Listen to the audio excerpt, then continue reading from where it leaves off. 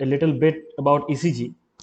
It is not possible to cover all the aspects of the ECG in this 2 hours of the webinar, and it is absolutely not possible. So I will discuss about a little bit the basics of the ECG so that you can read the ECG afterwards, and it will lay a foundation stone on the understanding of the ECG and how it is actually done. Okay, and above all, some of the clinical aspects that are really important in our day-to-day clinical practice, I will discuss some aspects of that. So, without any delay, let's start about some of the important aspects of the ECG and some of the basics aspects of the ECG. I know that some of you might be knowing certain leads and how it is done and what are the lead components of the electrical activities of the ECG. Okay, what is augmented leads, what are the chest leads, what are the limb leads. So I will assume that you don't have much knowledge about the basics, so that I can start with the basics. Okay, but those people who are having certain knowledge about the basics, they also listen to that, because my third, fourth, fifth, and sixth part of this presentation will be depending on the first two parts. And first two parts is really important because it will tell you certain thumb rules of the ECGs through which you can really assess certain important points. Because I may start with a story. One of my senior, while I was doing my MD, one of my senior asked me to make him understand about the clinical aspect of the ECGs. Okay, then I asked him to see some of the normal ECGs. Okay, at least 10 normal ECGs each day, but he denied to do that. And whenever I used to saw him a normal ECG, he got frustrated that why, what should I do with this normal ECGs? Okay, so he always used to say that. But it is not the matter. The matter is, whenever you are learning about normal ECGs, whenever you are well conversant with the normal variants of the ECGs, then you will come to know about the abnormalities of the ECG. So after these 2 hours or 2 hours, 20, 30 minutes of the lecture, I am quite assured that you will understand at least about the abnormality of the ECG, whether it is normal or not. And later on, you will try to understand certain important abnormalities which are quite common in the clinical practice. Okay, so what happens is, whenever you are sitting at the clinics, whenever you are sitting at the OPD, some of your internees, some of your juniors, classmates, or the patients just throw the ECG over your face and ask you that what is there in the ECG, right? It happens to everybody. But the problem is, you always stuck your head and say a single line that I always struggle with ECGs, and the interstomas, I just don't know where to start. I think it is abnormal because it looks a bit of mess. Every ECG looks a bit of a mess, and even normal ECG looks like mess when it is done in improper way. And आप लोग देखोगे कि बहुत सारी ECGs ऐसा भी है जिसमें क्या होती है कि समटाइम्स इट हैपन्स कि अगर वो बॉडी में कहीं पे मेटल पहना हुआ है, या फिर वो थोड़ा सा बॉडी को शेक करता है during the conduction of the ECG, then often electrical activity bizarre shaped हो जाता है. In that case also we will get an abnormal shaped ECG with some of the normalcy. Okay, so don't worry about that. I will just talk about it a bit later. Okay, I have divided the whole lecture into 7 parts. The number one is the basic consideration in the ECG. Number two is the axis determination. I know that most often you read the axis determination at the last of your ECG curriculum, right? But axis determination is something which is not so complicated. If you look at it in a simplistic way, it's not so complicated. So you have to learn this axis determination at the very beginning while you are reading the ECG. Okay, and third is the rhythm analysis, how to analyze all the rhythms regarding the different waves and how these waves gets formed, and what are the basic aspects of the wave, what are the abnormalities that is underlying inside the waves. And the fourth one is the rhythm abnormalities, what are the abnormalities that we can consider upon. And the fifth one is the acute myocardial infarction, or I will tell you about myocardial ischemia rather myocardial infarction, because it is the end stage, and the chronic phase of the myocardial infarction. And then certain conduction abnormalities. It will not be possible for me to cover all the conduction abnormalities, including there are a lot of uh, basic peculiar clinical syndromes that we often find, like Brugada syndrome, Torsades de Pointes, and all. And the last one is the ECG rules. Although I will not be able to cover everything inside this 2 hours class, so I will tell you certain rules so that you can learn the ECG in a more appropriate way in the future, and you can readily diagnose something after this lecture. So let's start with the chapter 1. What is the basic considerations in ECG? What actually, why ECG, and what are the basic interpretation of the ECG, and why we do ECG?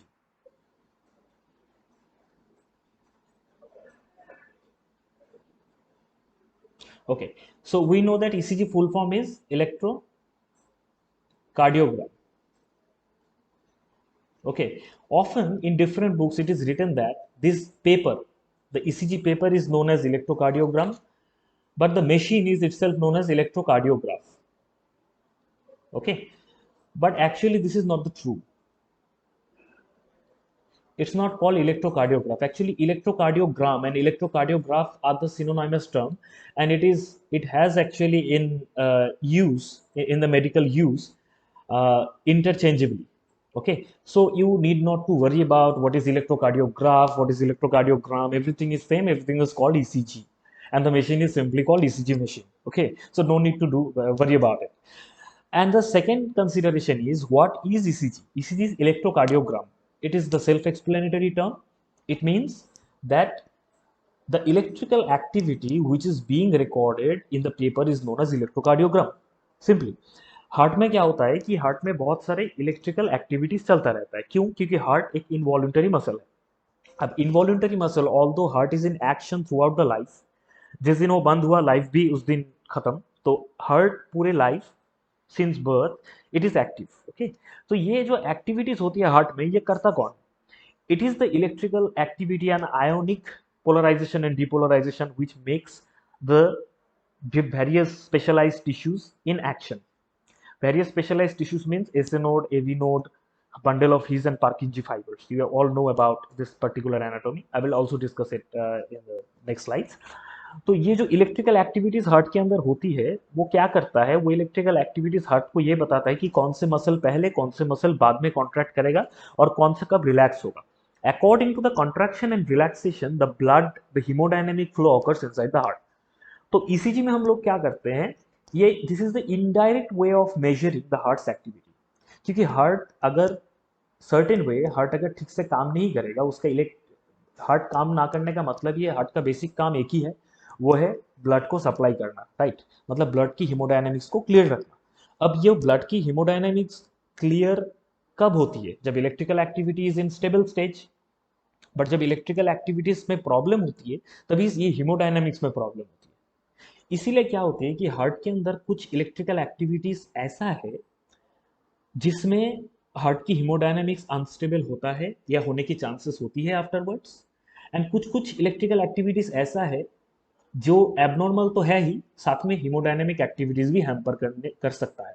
तो ECG में, normal ECG तो normal है, उसको छोड़ दीजिए, but जो abnormal ECG है, उस एबनॉर्मल ईसीजी में भी ऐसे दो तरह की ईसीजीज हैं. जो फर्स्ट वन, जहां पे इलेक्ट्रिकल एबनॉर्मलिटीज है लेकिन कोई हीमोडायनेमिक प्रॉब्लम नहीं है, तो वैसे चीजों को हम छोड़ देते हैं, जैसे right axis deviation of in normal people में हम लोग ऑब्जर्व करते हैं. ठीक है, जैसे P wave inversion of in normal लोगों में हम लोग ऑब्जर्व करते हैं. जैसे right bundle branch block sometimes हम लोग नॉर्मल इंसान में ऑब्जर्व करते हैं, सेनाइल लोगों में ऑब्जर्व करते हैं. तो ये सब कुछ क्वाइट नॉर्मल है. ठीक है, सो ये सब एबनॉर्मल होते हुए भी प्रैक्टिकली नॉर्मल है. क्यों? क्योंकि we need not to worry about it. और ईसीजी पढ़ने का बेसिक चीज एक ही है, बेसिक मोटो एक ही है, so that we can treat the patient according to the abnormalities the patient is having.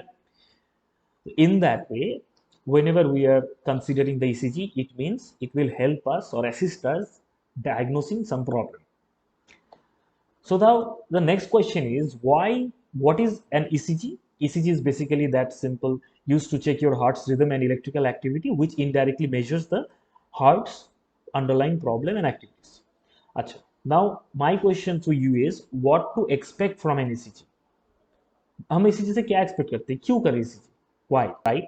It is basically provides an evidence to support your diagnosis, nothing else. Actually, हम लोग जब ECG पढ़ते हैं ना, आप लोग भी कुछ दिन बाद से बहुत ज़्यादा आप लोगों की प्रोपेंसिटी हो जाएगी हर ECG को देखना. I am telling you that it will happen. Okay, तो सारे पेशेंट्स की जब आप लोग ECG लोगे, देखोगे, देखने के बाद आप लोगों को पेशेंट की कंप्लेंट से ज़्यादा इंटरेस्ट हो जाएगा ECG में. ECG में है क्या, देखता हूँ थोड़ा, और फिर पूरा चीज़ आप, पूरा कंसेंट्रेशन आप वहाँ पे डाल दोगे. और सब लोग ऐसा करते भी हैं. But always remember that ECG हम लोग क्यों सीख रहे हैं, क्यों देख रहे हैं? बस एक कारण के लिए, provides an evidence to support your diagnosis, not to do your diagnosis. इसी से हम कभी कोई डायग्नोसिस नहीं कर सकते, हम अपने डायग्नोसिस को सपोर्ट करते। फिर डायग्नोसिस होता किस चीज से है? सी, there is a good book called Hampton's book of ECG, where in the introduction, also in the Goldberger's ECG book, they have provided one thing in the introduction. They said that जब कोई भी case आता है ना हमारे पास, हम लोग पहले हिस्ट्री को जानने की कोशिश करते हैं पेशेंट की, ओके, और उसके बाद हम लोग क्लिनिकल एग्जामिनेशन करते हैं, राइट, और उसके बाद हम लोग क्या करते हैं, और अच्छा, यहाँ पे जो हिस्ट्री एंड क्लिनिकल एग्जामिनेशन है, history provider 75% of the diagnosis. Suppose हम किसी पेशेंट को एक्यूट मायोकार्डियल इंफार्क्शन सस्पेक्ट कर रहे हैं, तो उसकी हिस्ट्री से ही हमें समझ आ जाएगा कि 75% I am sure he is having acute myocardial infarction. और क्लिनिकल जो है वो है 24%। ओके, क्लिनिकल एग्जामिनेशन करके हम लोग 24% एश्योर हो जाएंगे। अब बचा 1%। ये 1% कहाँ से आएगा? ये 1% आएगा इन्वेस्टिगेशन से।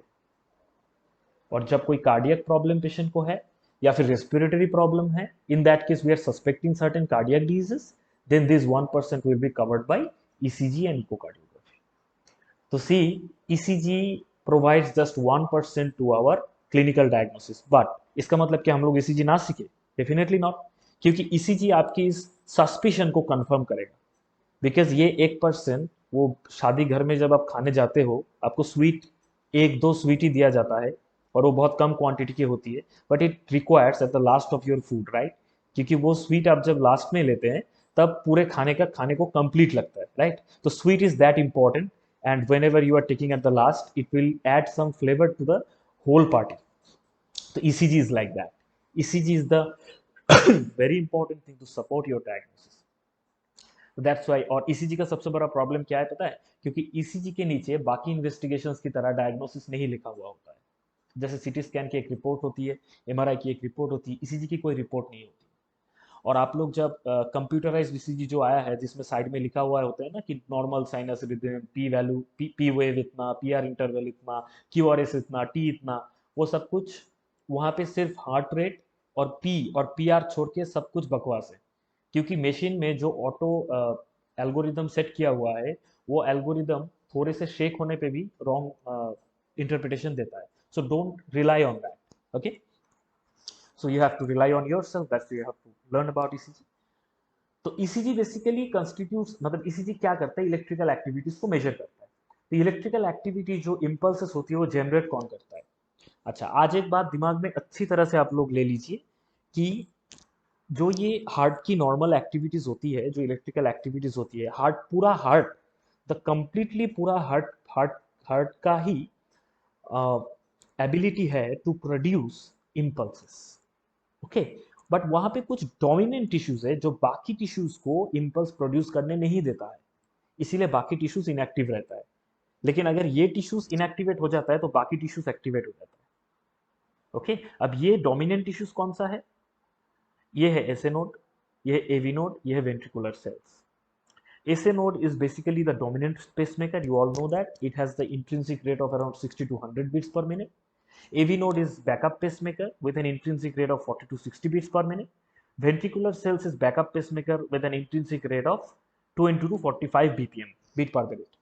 अभी आप लोग सब जानते हो कि एसए नोड अगर कभी काम करना बंद कर दे इन केस, तो AV node will take over this, right? उस टाइम पे हार्ट सिर्फ वेंट्रिकुलर रिदम पे चलेगा। अगर एवी नोड भी काम करना बंद कर दे, तो ventricular cells will come into action. पर इसको छोड़ के भी कुछ इंट्रिंसिक मैकेनिज्म्स है, उसके हिसाब से हार्ट चल सकता है afterwards, which is known as either tachycardia or arrhythmia, whatever. It is not the normal thing. This is basically the architecture of the specialized cells of the electrical activity inside the heart. This is the SA node. You all know that. And SA node has three tracts. One is called duct of Bachmann, tract of Wenckebach. Sorry, this is the Bachmann. This is the Bachmann. This is the tract of Wenckebach, and this is the tract of Thorel. Okay. Through this three tract, ये जो electrical impulse है, ये एवी node में आता है। अब AV node बोल सोचता है कि मुझे जो जब ऊपर से अच्छा सा इम्पल्स मिल ही रहा है, तो मैं इम्पल्स क्यों जनरेट करूं? This is the thinking of AV node, because SA node is more powerful than the AV node.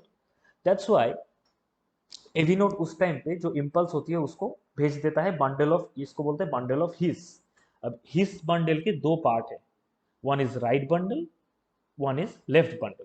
अब राइट बंडल राइट वेंट्रिकल की तरफ जाता है through the Purkinje fibres, this are Purkinje fibres, and the left bundle जाता है left ventricle की तरफ through the Purkinje fibres. अब ये लेफ्ट बंडल की दो डिवीजन है, एक है एंटीरियर डिवीजन, एक है पोस्टीरियर डिवीजन। अब ये एंटीरियर डिवीजन पोस्टीरियर डिवीजन क्यों इंपॉर्टेंट है इसके बारे में बाद में बात करते हैं। पर अभी आप लोग ये सोच लो कि एसे नोट से तीन ट्रैक से ट्रैक की नाम जानना उतना इंपॉर्टेंट नहीं है, ट्रैक्ट ऑफ बैकमैन, वेंकेबैक एंड थोरेल। उसके बाद एवी नोड में वो इम्पल्स चला जाता है, then AV node conducts this impulse through the bundle of His, and this bundle of his has two categories, one is right bundle, one is left bundle. Right bundle gives a connection to the right ventricle and left bundle gives the connection to the left ventricle, and left bundle is having two, one is anterior branch, one is posterior branch, whatever. So now, normal impulse conduction, how it happens from the SA node, it goes to the AV node, then bundle of his, bundle branches right and left, then Purkinje fibers. Okay, this is the basic impulse conduction. Now, how, whenever we are recording the ECG, how this impulse is gonna reflect on the ECG? अब ECG में ये सब सारे graphs वगैरह, P wave, PR interval, PQRST, ये सब देख के हमें क्या समझ आएगा, मतलब वो क्या है? अब P wave जो है वो एट्रियम से स्टार्ट होती है। जस्ट इस पिक्चर को अच्छी तरह से देखिए, यहाँ पे आप लोग वो प्रोसेस दिखाई देगा। जैसे जब साइनोएट्रियल नोड से एवी नोड में जाते हैं और एवी नोड से बंडल ऑफ हिस की तरफ वो इंपल्स जाता है, उस टाइम पे ये आप लोग देख रहे हैं जो रेड कलर है, ये P, P is what, P तब होता है जब एसे नोड अपना इंपल्स जनरेट करता है, तब पी वेव बनता है। और ये जनरेट करने के बाद जब एवी तक आता है तब इसको बोलते हैं पी आर इंटरवल। ओके, अब पी आर इंटरवल की थोड़ा सा पार्ट, मतलब इतना सा पार्ट, ये एवी नोट के अंदर भी होता है बंडल ऑफ हीस, मतलब यहाँ तक ये इंपल्स आने के टाइम, मतलब यहाँ से लेके यहाँ तक इंपल्स को बोलते हैं P R interval. Okay, so P R interval is like this, मतलब एक ईसीजी की जो बेसिक आर्किटेक्चर है, पी क्यू आर एस, ये है टी, समटाइम्स यहाँ पे यू वेव भी होता है। अब ये क्या है, देखिए, पी वेव है एट्रियल डीपोलराइजेशन। अच्छा, depolarization is not equivalent to contraction. Okay, depolarization means electrical depolarization. अच्छा, आप लोग जब किसी से झगड़ा होती है आप लोगों की, तो आप लोग किसी को मारने के लिए पहले हाथ उसके उस पे दे देते हो, या फिर हाथ को पीछे लाके अच्छे से अपने घूसे में अपने एनर्जी लेके फिर मारते हो, थोड़ा सा एनर्जी कलेक्ट करते हो ना, तो वो जो एनर्जी कलेक्ट करते हो उसको बोलते हैं डीपोलराइजेशन। ओके, अब जब घुसा मारते हो, this is equivalent to the contraction of the atrium और वेंट्रिकल। तो नाउ ये जो पर्टिकुलरली पी वेव है, it is the atrial depolarization. अब एट्रियम कॉन्ट्रैक्ट करेगा। अब जब तक ये इंपल्स यहां से यहां तक आता है, उस टाइम पे एट्रियम कॉन्ट्रैक्ट कर चुका होता है, तो ये contraction is equivalent to the PR interval. अब जाके यहाँ पे थोड़ा डीपोलराइज होगा, उसके बाद यहाँ से वेंट्रिकुलर रिदम स्टार्ट होगा, and this Q R S, this complex is readily known as, just look into the picture, जब वो पार्किंजी फाइबर तक पूरा जा रहा है, this is the depolarization of the ventricle, उसको बोलते हैं क्यू आर एस। अभी यहाँ पे क्यू आर एस कॉम्प्लेक्स जो है, ये क्यू आर एस कॉम्प्लेक्स जो है, ये कॉम्प्लेक्स एक्चुअली क्या है, ये एक कभी मुझे याद आ रहा है, कभी ऑल इंडिया पीजी में एक एमसीक्यू आया था ऐसा, कि ये ventricular contraction resembles to what, so सबने उसको क्यूआरएस आंसर किया था, पर वो क्यूआरएस है नहीं, वो एक्चुअली क्यूआरएस है नहीं, क्योंकि क्यूआरएस मैंने फिर से बोला ये डीपोलराइजेशन है, इट्स नॉट द कॉन्ट्रैक्शन। वो किसी को घुसा मारने से पहले जब हम हाथ पीछे करके थोड़ा सा एनर्जी कलेक्ट करते हैं ना, उसको बोलते हैं डीपोलराइजेशन। जब हम मारते हैं, this is the contraction. So before the contraction there is depolarization. तो इम्पल्स, इलेक्ट्रिकल इम्पल्स जब यहाँ पे जाए चला गया, उसके बाद पार्किंजी फाइबर के थ्रू जब ये हार्ट में फैल गया, तब मसल जाके कॉन्ट्रैक्ट करेगा। तो it is the QRS, QRS is not the contraction. तो कॉन्ट्रैक्शन कौन है, this ST segment is the contraction. So the beginning of the ST segment is the contraction of the ventricles. अब जब तक T तक गया, तब तक कॉन्ट्रैक्शन इसका कंप्लीट हो चुका है वेंट्रिकल का। उस टाइम पे वेंट्रिकल में रीपोलराइजेशन होगा। अब देखिए, डीपोलराइजेशन होने के बाद रीपोलराइजेशन तो होना पड़ेगा ना, वरना नेक्स्ट टाइम डीपोलराइजेशन कैसे होगा। अब वो जो रीपोलराइजेशन है, it is known as T wave. Okay, ventricular repolarization. Sometimes is atrial repolarization, उसमें भी यू वेव छोटा सा आ जाता है, but don't worry about this U wave, ये उतना सिग्निफिकेंट नहीं है until and unless it is accompanied by certain ST changes. Okay, so now this PQRST, you know that P wave is the atrial depolarization, QRS is the ventricular depolarization, and the T wave is the ventricular repolarization. Now this PR interval, atrial depolarization plus delay in the AV junction और atrioventricular junction, मतलब ये impulse generation, atrial depolarization along with यहाँ तक जो आया है वो। Okay, अच्छा, ये है कार्डियक साइकिल के साथ थोड़ा सा PQRST की रिलेशनशिप। इसको मैं ज़्यादा डिस्क्राइब नहीं करूंगा। आई होप कि आप लोगों को कार्डियक साइकिल थोड़ा बहुत तो याद होगी कि एट्रियल साइकिल के बाद एक वेंट्रिकुलर साइकिल आता है। अब एट्रियम जब कॉन्ट्रैक्ट करता है, तब वो ब्लड वेंट्रिकल में आता है, it was ejected through the pulmonary trunk from the right ventricle और ejected to the atrial atria from the left ventricle. Okay fine, now the thing is this atrial diastole के बाद atrial systole होता है। अब ये atrial diastole के बाद जो डीपोलराइजेशन है ये पी वेव है। उसके बाद जब एट्रियल सिस्टोल होता है वो पीआर इंटरवल है। उसके बाद क्यूआरएस वेंट्रिकुलर डीपोलराइजेशन। उसके बाद देखो क्यूआरएस कॉम्प्लेक्स के बाद ये जो एसटी है ये है basically ventricular systole, first phase second phase. And systole के बाद टी वेव होता है। सिस्टोल जब कंप्लीट होने वाला होता है उस टाइम पे रिपोलराइज होता है, and then again the ventricular diastole. उसके बाद ये बेस लाइन टच कर जाता है। ठीक है, okay, this is another just phase of that. Okay, अब थोड़ा बहुत बेसिक ईसीजीज आपको मतलब ये समझ आ गया होगा कि PQRST क्या है and how it is actually form. Now the question is lead placements. Okay, how we actually place the leads. अब लीड क्या है देखिए, जैसे एक क्रिकेट ग्राउंड में मैच हो रहा है। अब सोनी टीवी ने 4 कैमरा परपेंडिकुलरली फिक्स किया है, ठीक है। अब जी स्पोर्ट्स ने 4 कैमरा हॉरिजॉन्टली प्लेस किया है। अब स्पोर्ट्स अथॉरिटी ऑफ इंडिया ने 2-4 कैमरा इधर उधर प्लेस किया है। इतना कैमरास क्यों? बाद में इन लोगों के अंदर एक लियाजो है।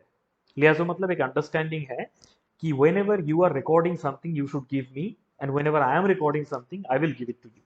तो क्या होगा, ultimately the whole picture of the match will be there. Likewise जब कोई हार्ट में ऐसे एक हार्ट को देखना होता है तब हम लोग क्या करते हैं, कुछ लीड्स हॉरिजॉन्टल प्लेन में देखता है, कुछ leads like this is horizontal plane, and कुछ लीड्स वर्टिकल प्लेन में देखता है।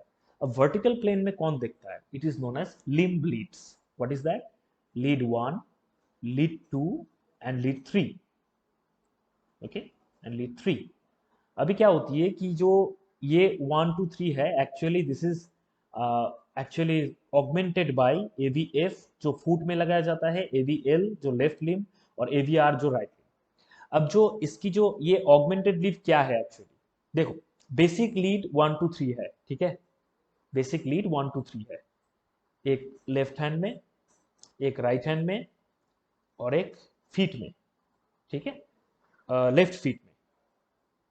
तो lead 1 in the left hand, it is in the left feet, and it is the right hand। Actually क्या होती है कि ये क्यों करा जाता है, इसमें एक ट्रायंगुलर शेप होता है। देखिए आप, हार्ट को एक ट्रायंगुलर शेप में देखा जा सकता है।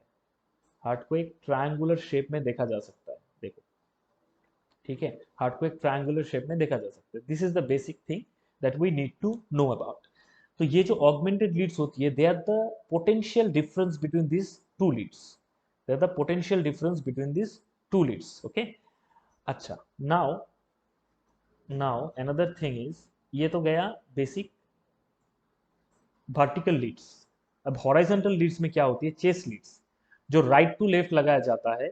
ये अगर हार्ट है, ये अगर हार्ट है तो right to left V1, then V2, then V3, then V4, then V5, then V6, ऐसे करके हार्ट को हॉरिजॉन्टल प्लेन में देखने के लिए इतने सारे चेस्ट लीड्स लगाए जाते हैं, ठीक है। तो आप लोगों को इतना पता चल गया होगा कि some leads are mainly vertical leads, some are horizontal leads. Horizontal leads को चेस्ट लीड भी बोलते हैं बिकॉज वो चेस्ट के ऊपर लगाया जाता है। तो V1 टू V6। ओके, अच्छा, अभी आप लोग एक एक्सरसाइज करो। आप लोग जहां पे भी बैठे हो जरा स्ट्रेट होके बैठो। एक काम करो, जस्ट डू वन थिंग, अपने हाथ को दोनों तरफ एक्सटेंड कर दो। दोनों हाथ को दोनों तरफ एक्सटेंड कर दो, जस्ट डू दैट वर्क। ऐसा नहीं कि सो के दिमाग में इमेजिन कर रहे हो आप लोग, जस्ट डू दैट वर्क।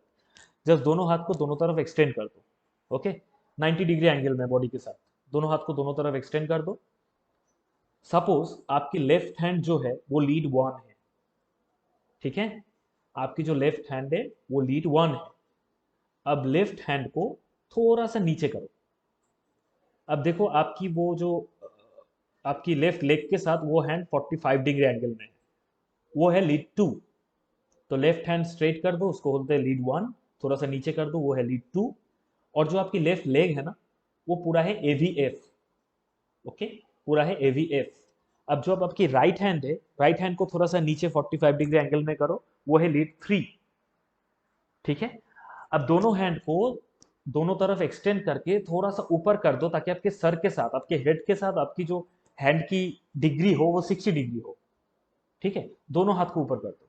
आपकी जो लेफ्ट है वो एवी एल है, और जो राइट है वो एवी आर है। क्लियर? अब लोग अब आप समझ रहे हो कि आप लोग इमेजिन कर लो, आप जैसे जैसे हाथ ऊपर किए थे, जो दोनों हाथ अपने एक्सटेंड किया था पहले 90 डिग्री में, लेफ्ट हैंड लीड वन को रिप्रेजेंट कर रहा था, उसी हैंड को थोड़ा सा नीचे कर दो। लीड टू को रिप्रेजेंट कर रहा था, उसी हैंड को थोड़ा सा एकदम पैर के साथ लगा दो, आई मीन लेफ्ट लेग वो एवी एफ है। और जो राइट लेग की तरफ आपने राइट हैंड को थोड़ा सा इधर एक्सटेंड कर दिया, वो लेग थ्री है। और उसके ऊपर आप थोड़ा सा दोनों हाथ को ऊपर की तरफ कर दो, सर की तरफ, जैसे थोड़ा आराम लग रहा हो शोल्डर में, ऐसा फील आएगा। तो उस टाइम पे आपकी जो लेफ्ट है वो एवीएल, जो आर है, राइट है वो एवी आर है।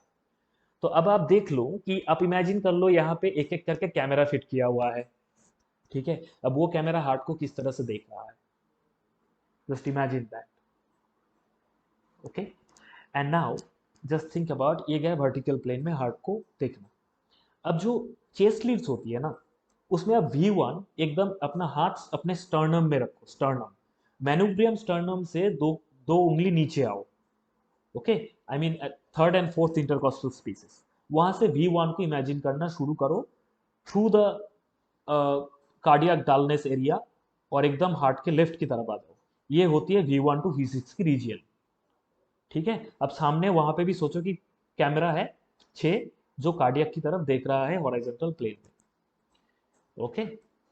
So this will be your practice, and through which you will readily come to know about different cameras, I mean different leads, which are actually shooting certain videos or still pictures of the heart in terms of electrical activities.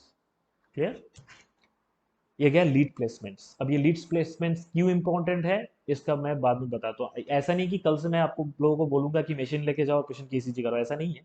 But ये lead placement इसीलिए जरूरी है क्योंकि electrical activity इस direction में, because electrical activities का एक direction होता है, उसको बोलते हैं vector of the electrical activities. You can remember it from the days of physics, okay. ये है बेसिक थिंग। जो लिम्ब लीड है, जो लीड वन है ऊपर की तरफ से देखता है, जो लीड टू है वो एकदम राइट की तरफ से, लेफ्ट की तरफ से देखता है, और जो लीड थ्री है राइट की तरफ से देखता है, ठीक है। तो अभी जो ऑगमेंटेड लिव लीड्स मैंने बोला था, potential difference, okay. So this is the placements of the chest leads, okay. अच्छा, अभी देखो, हार्ट की एक क्वालिटी है। ये अगर हार्ट है, ये अगर हार्ट है, ये वेंट्रिकल है, ये एट्रियम है।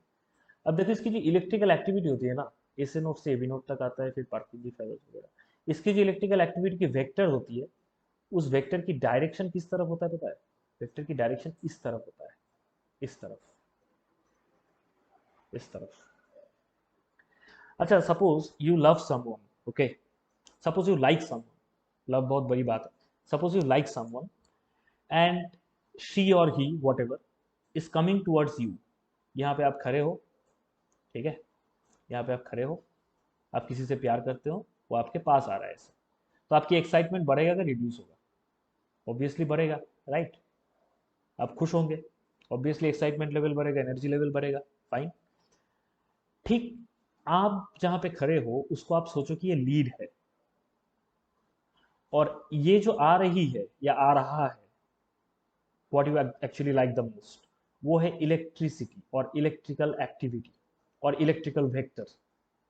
तो आपकी एनर्जी बढ़ा, एक्साइटमेंट हुआ, ओके। तो हार्ट में भी ऐसा होता है कि जो लीड, सपोज यहाँ पे एक लीड है आपकी जगह पे, और यहाँ से इलेक्ट्रिकल एक्टिविटी आ रहा है, इसकी जो इलेक्ट्रिकल डायरेक्शन होती है ना वो पॉजिटिव होती है। जैसे पी ऐसे होगा, क्यू आर एस पॉजिटिव होगा, ओके। और अगर ये आपसे दूर जा रही है तो आपको दुख होगा, आपकी एनर्जी लेवल डाउन होगा, आपकी एक्साइटमेंट लेवल कम हो जाएगी। तो इन द सेम वे जो यहाँ पे लीड है उसकी डायरेक्शन नेगेटिव हो जाएगी। तो यहाँ पे देखो हार्ट की वेक्टर किस तरफ है, इस तरफ, इस तरफ। तो ये इलेक्ट्रिकल एक्टिविटी किस तरफ जा रहा है, इस तरफ। तो ऑटोमेटिकली यहाँ पे पॉजिटिव है। आप यहाँ पे खड़े हो, एक्साइटमेंट हो रहा है क्योंकि आपकी तरफ आ रहा है ये इलेक्ट्रिकल एक्टिविटी। टू की तरफ तो बहुत ही ज्यादा आ रहा है, तो टू ज्यादा एक्साइटेड है इसलिए। Okay, this is the multi angle love you can say. AVF भी टू सम एक्सटेंट एवीएफ की तरफ है, तो एवीएफ भी पॉजिटिव है। इसकी जो डायरेक्शन है टू सम एक्सटेंट इसकी तरफ पॉजिटिव है, पर ज्यादा पॉजिटिव नहीं है, तो छोटा सा पॉजिटिव है, उसके साथ थोड़ा नेगेटिव भी है, इसको बाइफेजिक बोलते हैं। ओके, और टू सम एक्सटेंट नेगेटिव है, नॉट एग्जैक्टली बाइफेजिक। ठीक है। और इसकी तरफ कम जा रहा है ना, तो ये भी थोड़ा सा पॉजिटिव है पर ज्यादा नेगेटिव है। ठीक है, क्योंकि इसकी तरफ बिल्कुल भी नहीं है ये। और इसकी तरफ तो बिल्कुल नहीं है क्योंकि इसकी एग्जैक्ट ऑपोजिट है, वी आर के एग्जैक्ट ऑपोजिट है, इसीलिए वी आर कंप्लीटली नेगेटिव है। V R is completely heart broken and VR's excitement level is completely down. That's why ये नेगेटिव है इधर। ठीक है। अब आप लोगों को मैंने अब क्या क्यों बोला था आपके हाथ को ऐसे रिप्रेजेंट करने के लिए, क्योंकि आपकी जो लेफ्ट हैंड है डायरेक्शन उस तरफ आपकी वेक्टर है हार्ट का, तो इसीलिए वो पॉजिटिव है। आपके लेफ्ट हैंड को थोड़ा सा नीचे कर दो, इट इज द एवीएल, उसकी तरफ भी सॉरी थोड़ा नीचे कर दो, वो है लीड टू, उसकी तरफ ज्यादा डायरेक्शन है इलेक्ट्रिकल एक्टिविटीज का, तो वो इसलिए पॉजिटिव है। उसके बाद जो वी एफ है उसके तरफ भी थोड़ा बहुत है, तो इसीलिए वो पॉजिटिव है। उसके बाद राइट हैंड को थोड़ा सा नीचे कर दो, वो लीड थ्री, उसमें भी थोड़ा सा पॉजिटिव है, बट ज्यादा नहीं है। और उसके ऊपर लेफ्ट हैंड को थोड़ा सर के मतलब कान की तरफ करो, तो आप देखो कि उस तरफ वेक्टर बहुत ही कम है, तो वो थोड़ा बहुत ज़्यादा नेगेटिव है। ठीक है, पर थोड़ा बहुत पॉजिटिव है। पर आपकी जो वी आर है डायरेक्टली हाथ को कान की तरफ ऊपर कर दो, तो वहां से जो लीड देख रहा है उसके लिए कंप्लीटली नेगेटिव है, that's why it is negative.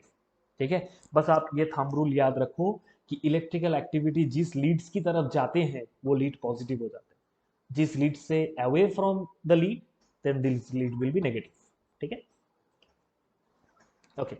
यहाँ पे V1 भी सेम है, यहाँ पे ये V1 की तरफ से इधर जाते हैं ना, तो V1 नेगेटिव है, V2 थोड़ा नेगेटिव है, V3 थोड़ा नेगेटिव है, V4 थोड़ा पॉजिटिव की तरफ आ रहा है क्योंकि डायरेक्शन इस तरफ है।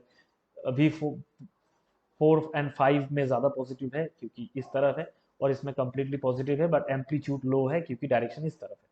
ठीक है, क्योंकि यहाँ पे नेगेटिव की कोई गुंजाइश नहीं है। Now the chapter 2 is the axis determination. अच्छा, व्हाट इज एक्सिस? एक्सिस आप लोग जानते हैं ये क्या है, ये जो वेक्टर की डायरेक्शन है ना, यही एक्सिस है। ये जो इलेक्ट्रिकल एक्टिविटीज की वेक्टर की डायरेक्शन है यही एक्सिस है। अब ये एक्सिस चेंज कब होगा? जब इलेक्ट्रिकल एक्टिविटीज चेंज होगी। ओके, अच्छा अच्छा, इसमें जस्ट अ मिनट।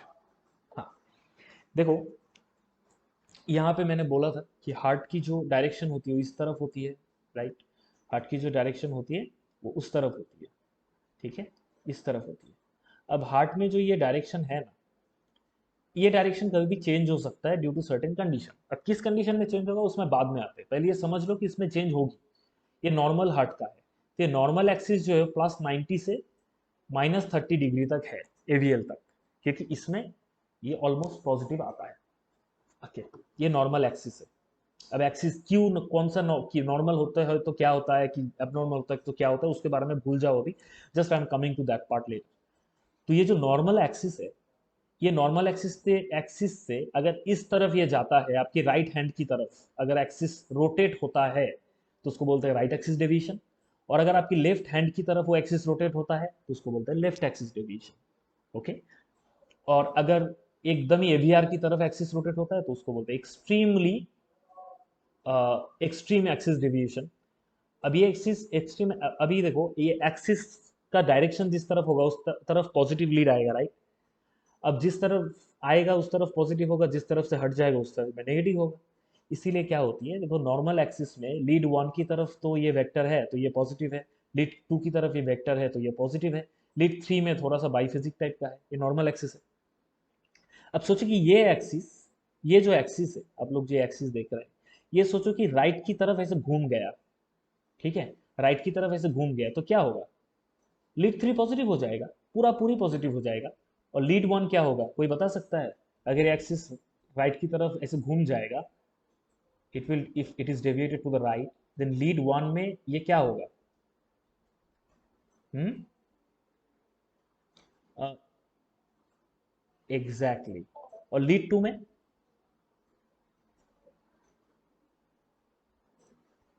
बाइफेजिक हो सकता है। यस, लीड टू पॉजिटिव और बाइफेजिक हो सकता है। यहाँ पे बाय द वे पॉजिटिव है, बट लीड टू बाइफेजिक भी हो सकता है। But lead 1 will be negative. It is called right axis deviation, क्योंकि अपने हाथ को 90 डिग्री में एक्सटेंड करो and you will come to see that आपकी लेफ्ट साइड से वो नेगेटिव हो जाएगा, क्योंकि एक्सिस राइट की तरफ घूम गया है। It is called right axis deviation. Right ventricular hypertrophy में हो सकता है, पल्मोनरी हाइपरटेंशन में हो सकती है। Okay, there are lot of conditions. And now, अगर ये एक्सिस, सपोज ये एक्सिस सपोज ये जो ग्रीन कलर का है, ये एक्सिस लेफ्ट की तरफ ऐसे घूम गया, लेफ्ट की तरफ घूम गया, तो लीड 1 क्या होगा, नेगेटिव और positive? Anybody? Yes, it will be positive, क्योंकि it is in the direction of the lead 1।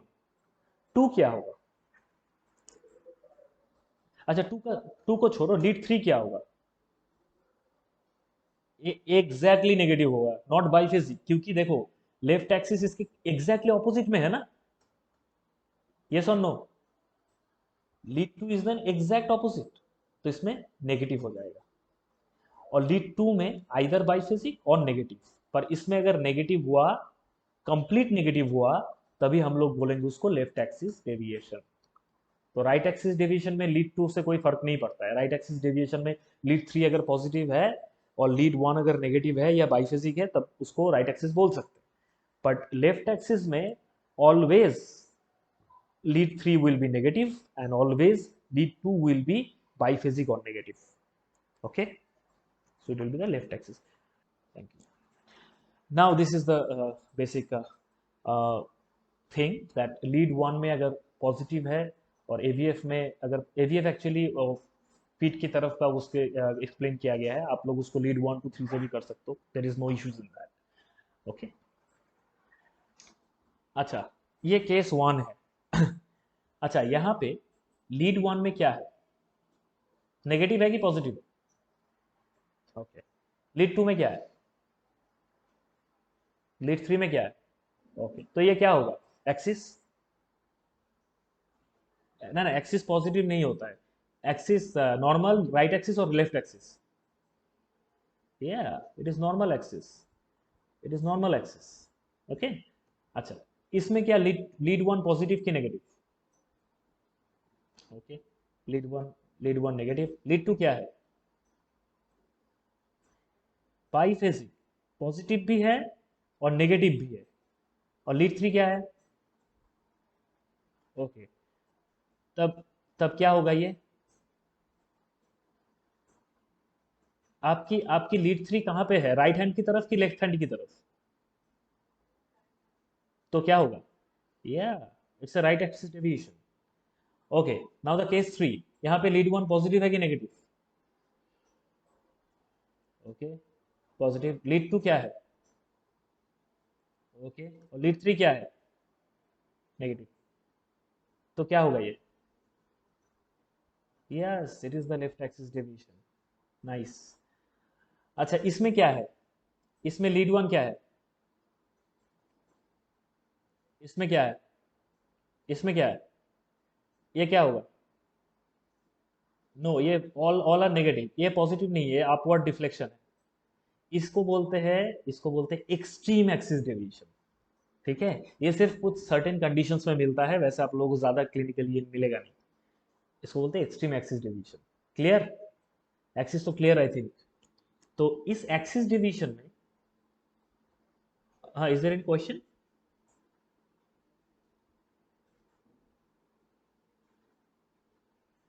Okay, मैं बताता हूँ। जैसे जो राइट एक्सिस डिवीजन होती है, वो मोस्टली राइट वेंट्रिकुलर हाइपरट्रॉफी या फिर right ventricular conduction difficulties, okay, and to some extent अगर आरबीबीबी से कोई एक्सिस डेविएशन वैसे नहीं होता है, राइट बंडल ब्रांच ब्लॉक में कोई वैसे एक्सिस डेविएशन नहीं होता है, will come to it later, along with certain pulmonary hypertensions and all. Okay, in that case you will find right axis deviation.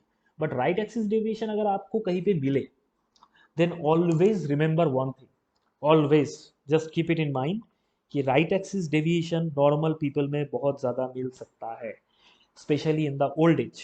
Okay, especially in the old age. And what about left axis deviation? Suppose left axis deviation left ventricular hypertrophy में उतना ज़्यादा नहीं मिलता है, but left axis deviation left anterior hemiblock में मिल सकता है, ठीक है, मायोकार्डियल इंफार्क्शन में मिल सकता है, कार्डियक इस्केमिया में मिल सकता है, इसीलिए left axis deviation is more significant और right axis is more significant. कौन सा एक्सिस डेविएशन ज़्यादा सिग्निफिकेंट है? यस, दैट्स वाई अगर कभी लेफ्ट एक्सिस डेविएशन मिले, always consider it as clinically significant, ठीक है। और लेफ्ट एक्सिस डेविएशन के साथ सर्टेन एसटी चेंजेस भी आपको मिलेगा, ठीक है। और ये भी याद रखिएगा कि आपको समटाइम्स उसके साथ माने लेफ्ट एक्सिस डेविएशन के साथ सम सर्टेन हार्ट ब्लॉक मिल सकता है, और राइट एक्सिस के साथ भी हार्ट ब्लॉक मिल सकता है। सॉरी, हाँ, यस, कंप्लीट हार्ट ब्लॉक भी मिल सकता है, हेमी ब्लॉक भी मिल सकता है, it is not the issue.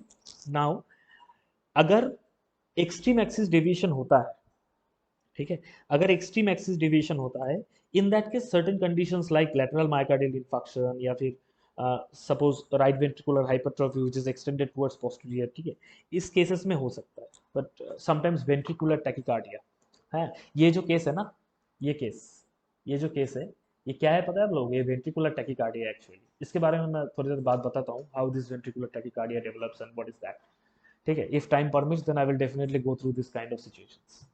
ये बहुत ही डेंजरस सिचुएशन है, patient can die with in days, with in hours to days. Okay, okay, let's talk about rhythm analysis. What is that? Rhythm basically क्या होती है कि आप लोग जानते हो कि पल्स का भी एक रिदम होता है, हार्ट रेट का भी रिदम होता है। ये क्या है बेसिकली? रिदम को हम लोग क्या देखते हैं कि रेगुलर है कि नहीं, इरेगुलर है कि नहीं है, रेगुलरली इरेगुलर है कि नहीं है, ये सब हम लोग सोचते हैं, राइट। तो यहाँ पे आप लोग देखो रिदम हम लोग कैसे करते हैं, इस वेव को बोलते हैं R, right, Q R S complex, इसको बोलते हैं आर, ये है आर। तो ये जो आर रिदम है, इसके बीच की जो डिफरेंस है ना, ये डिफरेंस इक्वल होनी चाहिए, तो उसको बोलते हैं रेगुलर रिदम। ओके, अगर ये वेरिएबल है, सोचो कि यहाँ पे क्यू आर एस है, यहाँ पे क्यू आर एस है, यहाँ पे क्यू आर एस है, तो ये सब इरेगुलर है, और sometimes it is regularly irregular होते हैं।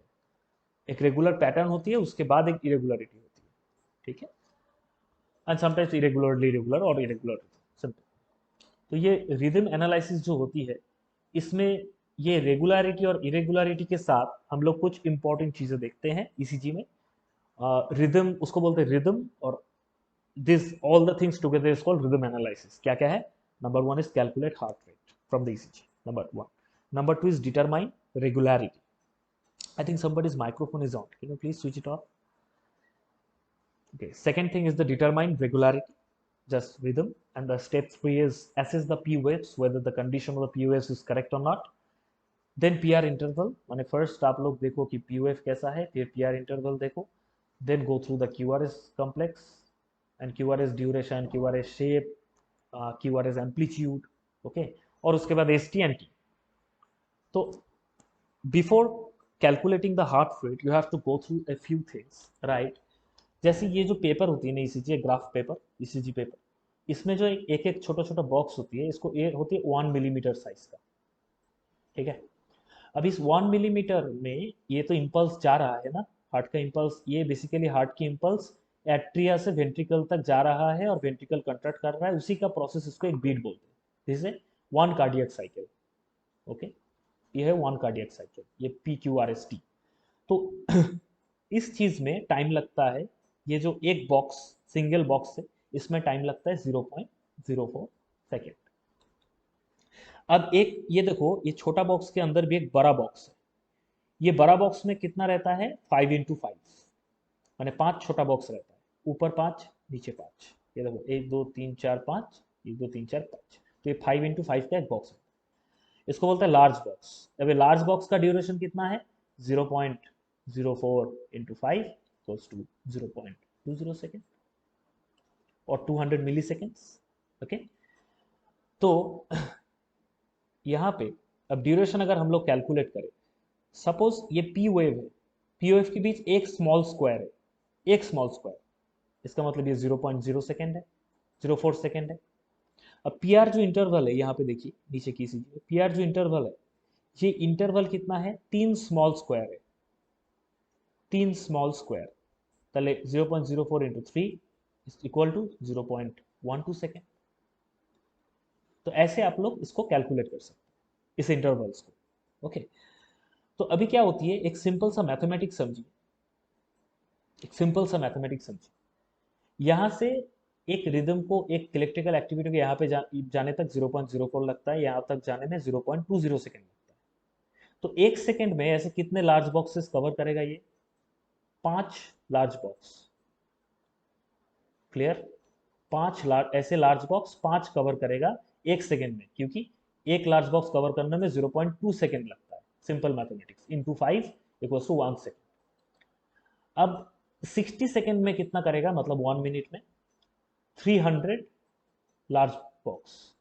ओके, अब अगर हार्ट रेट कैलकुलेट करना है तो एक हम लोग ईसीजी करेंगे जिसमें 300 लार्ज बॉक्स होगा। उस 300 लार्ज बॉक्स में कितने सारे ये पीक्यूआरएसटी कॉम्प्लेक्स है उसको काउंट कर लेंगे, तो ही हो गया हार्ट रेट। क्लियर? क्योंकि एक मिनट में इतने सारे बीट, ये है सिंगल बीट, ये है दूसरा बीट, ये तीसरा बीट, ये चौथा बीट, ये पांचवा बीट, ऐसे हम लोग 300 ऐसे लार्ज स्क्वायर, 300 लार्ज स्क्वायर तक ये ईसीजी करें तो उसमें अगर काउंट करें कितना है तो वही होगा हार्ट रेट। ओके, लेकिन प्रैक्टिकली इट इज इम्पॉसिबल, क्योंकि इतना लंबा ईसीजी ना पढ़ने का ना देखने का किसी को टाइम है। तो हम लोग क्या करते हैं, इसको सिंपल वे में डिफाइन कर देते हैं। इसी चीज को अगर 300 लार्ज स्क्वायर में 300 लार्ज स्क्वायर में कितना क्यूआरएस है, suppose N number of QRS है, ठीक है? तो एक क्यूआरएस इंटरवल अगर हम लोग डिटरमाइन करें तो वो कितना होगा? Then 300 by N. ठीक है, अब sorry, that is 300 by actual duration, actual distance between two QRS, actual distance between two QRS, क्योंकि ये सिंगल क्यूआरएस को डिटरमाइन करता है। ठीक है, अब ये 300 में कितना सारा क्यूआरएस है इसी से कैलकुलेट करा जा सकता है कि उस ड्यूरेशन में दो क्यूआरएस के बीच के ड्यूरेशन कितना है। सपोज ऐसे दो आर, मतलब आर वेव को अगर कैलकुलेट करें तो आर के बीच जो डिस्टेंस है, अच्छा यहाँ पे जो मैंने 300 लार्ज बॉक्स के बारे में बताया, ये 300 लार्ज बॉक्स में स्मॉल बॉक्सेस कितना है? एनीबॉडी?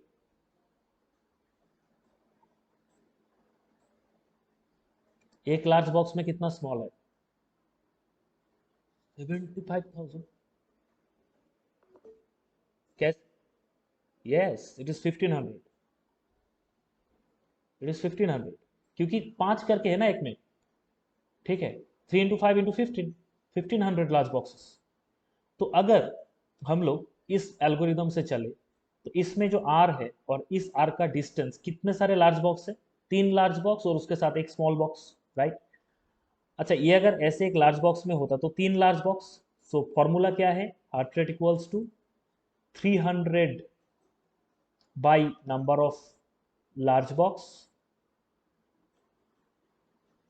और heart rate equals to 1500 by number of small box.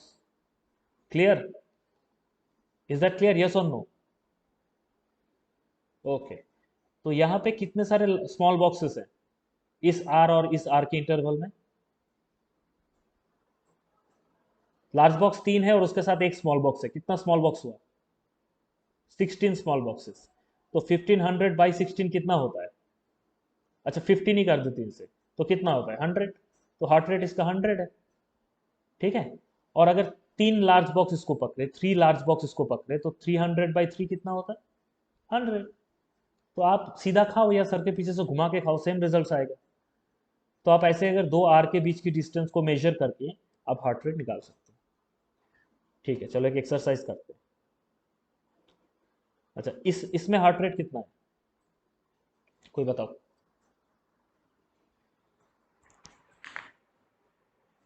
जल्दी, पहले मुझे कोई बताओ कि दो आर के बीच में कितना इंटरवल है। Yes, it is also again 100, it is the same thing. ठीक है, अच्छा ये भी सेम इसी चीज है। और इसका कैलकुलेट करके बताओ कोई। अच्छा, पहले मैं एक बात बता देता हूँ, जब ऐसे ईसीजी मिले माने कंप्लीट ईसीजी, आपको सबसे पहले लीड टू को कंसीडर करना चाहिए, क्योंकि it is the most complete lead, जो एकदम पूरा हार्ट बीट बहुत अच्छे से दिखाता है। ठीक है, तो लीड टू की कंसीडर करना चाहिए जब हार्ट रेट कैलकुलेट कर रहे हो। बाकी से भी कर सकते हो, कोई इश्यू नहीं है उसमें, बट लीड टू से अप्रोप्रिएट है। तो यहाँ पे आर आर डिस्टेंस को मेजर करो, फिर हार्ट रेट बताओ मुझे जल्दी। कैसे, लार्ज बॉक्सेस कितना है।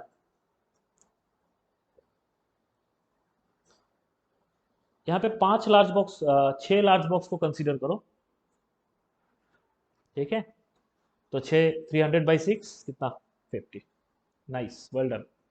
ठीक है, सबको समझ आ गया, ये और no. Now is it easy to calculate the heart rate. और अगर स्मॉल बॉक्सेस में कैलकुलेट करना हो तो 1500 से डिवाइड करो। ठीक है, okay, now let's talk something about the p wave. See, p wave is basically due to the atrial contraction, right? तो atrial contraction में अगर कोई प्रॉब्लम है तो p wave डिस्टॉर्टेड होगी। अब एट्रियल में क्या होती है कि राइट एट्रियम और लेफ्ट एट्रियम, अब ये क्यों होता है, इसका पैथोजेनेसिस क्या है। I think somebody's microphone is on. तो ये क्यों है और क्यों होता है, उसके जो पैथोजेनेसिस है, उसका टाइम नहीं है अभी डिस्क्राइब करने का, पर किसी को अगर इंटरेस्ट है तो definitely I will do that later on. जो माइट्रल प्री माइट्रली है वो क्या है, जब राइट एट्रियल एनलार्जमेंट होती है ना, राइट एट्रियम एनलार्जमेंट होती है, देन क्या होती है कि उसमें पी पाल्मोनाली होती है। What is that, it's called peaked P. Peak P, peak P का मतलब क्या है, ये 2.5 mm से ज्यादा होगा ये डिस्टेंस। ओके, मतलब 2.5 स्मॉल स्क्वायर्स, 2.5 स्मॉल स्क्वायर से ज्यादा होगा, उसको बोलते हैं पीक पी और पी माइट्रली। और उसकी बेस भी अगर 2.5 से ज्यादा हुआ तब भी हम लोग कंसिडर कर सकते हैं, वट एवर।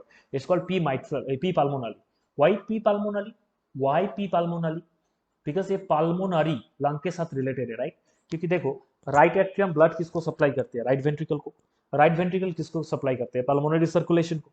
अब पाल्मोनरी वास्कुलेचर में अगर कभी रेजिस्टेंस बढ़ा, और अगर if pulmonary vasculature resistance is high because of left heart failure, because of pulmonary embolism, because of chronic obstructive pulmonary disease, because of chronic asthma, because of bronchitis, bronchiectasis, whatever, if pulmonary vasculature resistance is high, then automatically P wave will be peaked. Why? Because atrium has to contract in a more force. Atrium को ज्यादा force से contract करना पड़ेगा, और force high, higher the force means higher the electrical potential. That's why P becomes peaked. And P pulmonale, ये हम लोग medicine में या ईसीजी में ज्यादा यूज नहीं करते ये टर्म, हम लोग सिर्फ इतना यूज करते हैं पीक्ड पी, पीक्ड पी, बस इतना ही यूज करते हैं, सिंपल। क्योंकि हमेशा पाल्मोनरी कॉज से नहीं होता है, कभी कभी अगर ट्राइकस्पिड स्टेनोसिस हो जाए या पाल्मोनरी भाल्व का स्टेनोसिस हो जाए, उस टाइम पे भी ऐसा हो सकता है, क्योंकि it has everything to do with the right atrial gradient enlargement और right atrial electrical gradient high. Okay, in the opposite way, अगर लेफ्ट एट्रियल एनलार्जमेंट होता है या लेफ्ट एट्रियम ज्यादा फोर्स से कॉन्ट्रैक्ट करता है, जो मोटा मोटी माइट्रल स्टेनोसिस में ज्यादा देखा जाता है, तो लेफ्ट एट्रियल एनलार्जमेंट होते हैं, दैट इज बाईफिट पी मिलेगा ऐसे। ओके, यहाँ पे अब देखो एक बाईफिट पी है, एक बाईफिट पी है, इसको बोलते हैं पी माइट्रली। क्यों, क्योंकि माइट्रल भाव से रिलेटेड है। अब पी माइट्रली क्या और कोई कंडीशन में नहीं मिल सकता, डेफिनेटली मिल सकता है। कोई लेफ्ट एट्रियल मिक्सोमा है, उसमें ऑब्स्ट्रक्शन हो रही है, कभी लेफ्ट वेंट्रिकुलर आउटलेट ऑब्स्ट्रक्शन है, pulmonary the aortic stenosis है, in that case also left atrium can get enlarged, and in that case p mitrally you can be found. So always write in your report either peaked p or bifid p, ये सब jargon use करने की जरूरत नहीं है। ठीक है, Now what about the PR interval? I told you that PR interval is the duration जब AC node से वो impulse AV node तक आता है, is called, and atrial contraction होते हैं, उसको बोलते हैं PR interval. अब नॉर्मल जो PR इंटरवल है वो 120 टू 200 मिली सेकेंड है और 0.1 टू 0.20 सेकेंड. कोई मुझे बता सकता है कितना सा स्मॉल बॉक्सेस, यहाँ पे कितना small boxes? Oh fantastic, 3 to 5, क्योंकि 0.04 सेकेंड करके एक बॉक्स है, तो 0.12 means for every one.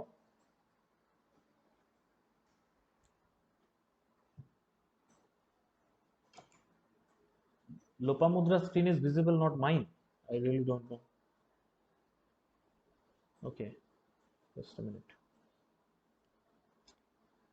Okay, just a minute.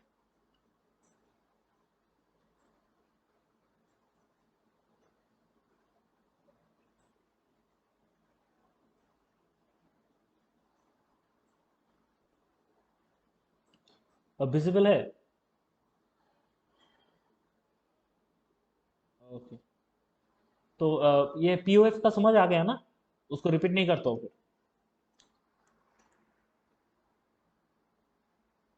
Yes,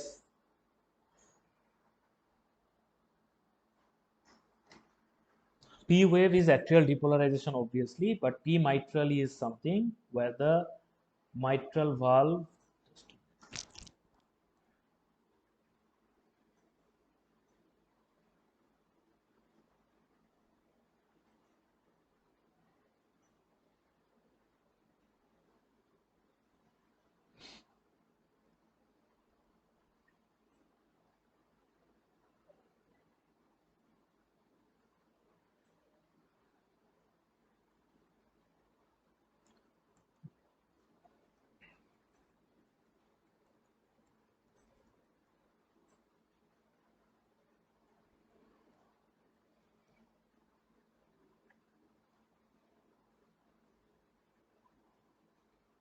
okay, अभी अभी पीओएफ वाला स्लाइड दिख रहा है तो ओके.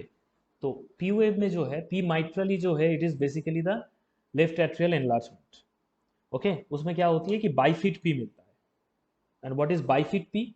बाईफिट पी इज पी की दो पीक होता है, ठीक है, उसको बोलते हैं बाईफिट पी.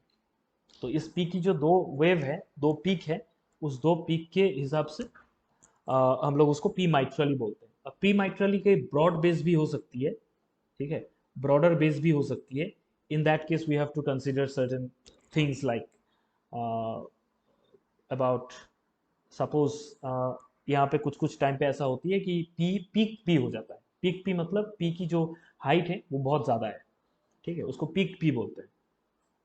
तो in that case you have to consider P pulmonally, and the other thing is the P mitrally.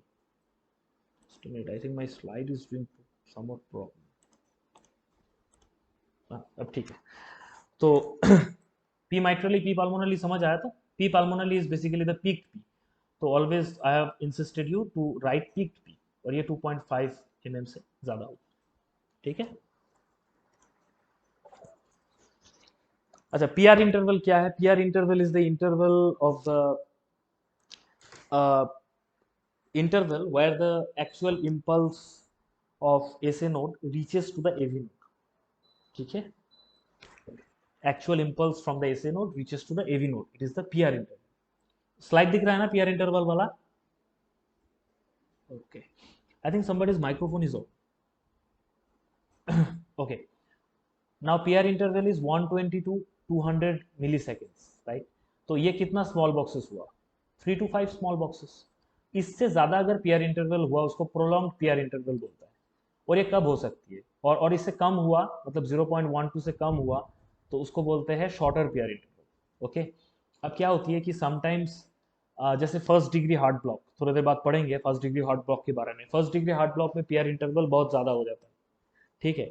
उससे हम लोग फर्स्ट डिग्री हार्ट ब्लॉक को डायग्नोसिस कर सकते हैं. और जो पीआर इंटरवल अगर शॉर्टर है, in that case there is a syndrome called Wolff Parkinson White syndrome and Lorne Gannon Levine syndrome. आज एलजीएल सिंड्रोम को ज्यादा डिस्कस नहीं करेंगे, वो it is a similar kind of thing, but Wolff Parkinson White syndrome को reentrant tachycardia भी बोलते हैं। इसलिए कैसे होता है मैं उसको पैथोजेनेसिस में बाद में आता हूँ, ठीक है, जिसमें पीआर इंटरवल शॉर्टर हो जाता है। तो ऑलवेज रिमेंबर पीआर इंटरवल कब ज़्यादा हो जाता है, मतलब 0.2 सेकेंड से ज़्यादा, जब फर्स्ट डिग्री हार्ट ब्लॉक होती है। और कब कम हो जाता है, जब वुल्फ पार्किंसन वाइट सिंड्रोम होता है। स्मॉल, अच्छा, क्यू वेव्स की कुछ खासियत है। देखो, क्यू वेव्स कब मिलता है, कहाँ मिलता है, आप लोग जानते हो ना, जैसे नॉर्मल ईसीजी में एक पी वेव रहता है, एक क्यू रहता है, एक आर रहता है, एक एस रहता है, एक टी रहता है, राइट। अब ये क्यू वेव जो है ना, ये हर समय नहीं रहता है, सारे लीड में नहीं रहता है। किस लीड्स में रहता है? वन में, एवीएल में, V5 एंड V6। ये कौन से साइडेड लीड है, राइट की लेफ्ट? अच्छा, लिखा हुआ है, it is, yes, left side है। आपकी जैसे मैंने कल्पना कराया था, जैसे लेफ्ट हैंड को थोड़ा एक्सटेंड कर दो, then will come to know about this. तो it is the left sided leads. तो लेफ्ट साइडेड लीड में क्यू वेव मिलता है। क्यों मिलता है? उसमें एक सेप्टल थियरी है, उसमें मैं नहीं, आई am not entering into that. तो जो लेफ्ट साइडेड लीड में आपको मिलेगा, अब राइट साइडेड लीड या फिर बाकी लीड्स में नहीं मिलेगा क्यू वेव, राइट। तो अब ये क्वेश्चन है कि जब ये क्यू वेव नहीं मिलता है बाकी लीड्स में, अगर उस लीड्स में प्रेजेंट हुआ किसी तरह से क्यू वेव, उस लीड्स में सपोज लीड 2 में, 3 में, एवीआर में, V1 टू V5, V4 में प्रेजेंट है, उस टाइम पे उसको हम लोग पैथोलॉजिकल क्यू बोलते हैं। पैथोलॉजिकल क्यू, ठीक है। अब आपके आपके आपके शादी में पाँच 300 लोगों को आपने बुलाया था, ठीक है, वो नॉर्मल लोग हैं। अब बाकी 50 लोग एक्स्ट्रा आ गए, उन लोगों को पैथोलॉजिकल लोग बोलेंगे ना, because they have not to, they were not suppose to come, पर आ गए ना। तो ऐसे ही जिस लीड में आना नहीं चाहिए, उस लीड में अगर क्यू आ जाए तो उसको पैथोलॉजिकल क्यू बोलते हैं। अच्छा, अब जिस लीड्स में क्यू है ऑलरेडी, उस लीड में भी पैथोलॉजिकल क्यू हो सकता है। कब? जब क्यू वेव 2 मिलीमीटर से ज्यादा डीप हो और 1 मिलीमीटर से ज्यादा वाइड हो, ठीक है, उसको बोलते हैं पैथोलॉजिकल क्यू वेव। अब ये पैथोलॉजिकल क्यू वेव कहाँ मिलता है? इसमें एक्यूट मायोकार्डियल इंफार्क्शन में भी मिल सकता है और ओल्ड मायोकार्डियल इंफार्क्शन में भी मिल सकता है। अब देखो, मायोकार्डियल इंफार्क्शन होने के बाद एसटी एलिवेशन वगैरह वो तो एक टाइम पे चला जाता है, लेकिन जो ये टी इन्वर्शन होती है ना, टी इन्वर्शन, और ये जो Q wave, pathological Q wave, वो ले जाता है। तो इसीलिए अगर बाद में आप किसी पेशेंट में देखें कि deep Q wave, pathological Q wave, उसके साथ T inversion, then you readily think that the person is having old myocardial infarction, ठीक है। Now let's talk about something about ST segment. ST segment के बारे में बहुत सारे थियरीज हैं, बस आप इतना जान लो, एसटी एलिवेशन हो सकती है और एसटी डिप्रेशन हो सकती है। एसटी एलिवेशन माने ये सपोज पी है, क्यू आर एस, ये टी, ये जो है एसटी सेगमेंट है। अब ये है बेस लाइन, इससे ऊपर अगर एसटी सेगमेंट हो गया और इससे अगर नीचे एसटी सेगमेंट हो गया तो उसको बोलते हैं एसटी डिप्रेशन और एसटी एलिवेशन, ठीक है। ओके, नाउ एसटी एलिवेशन कब कब हो सकती है? हो सकती है एक्यूट मायोकार्डियल इंफार्क्शन में, coronary vasospasm what is called Prinzmetal's angina, pericarditis, benign early depolarization, left bundle branch block, I talked about it, and left ventricular hypertrophy। यहाँ पे एक क्वेश्चन ये है कि जब एसटी एलिवेशन है तो मायोकार्डियल इंफार्क्शन, तो एसटी डिप, अच्छा उसके बारे में आता हूँ। यहाँ पे देखो pattern of ST elevation. ST elevation किस किस, ये पीओएव है, तो ये पीआर इंटरवल है, ये क्यू है छोटा सा, ये क्यू आर एस है, क्योंकि क्यू आर एस नेगेटिव हो सकता है। कौन से लीड में क्यू आर एस नेगेटिव होगा? एनीबॉडी?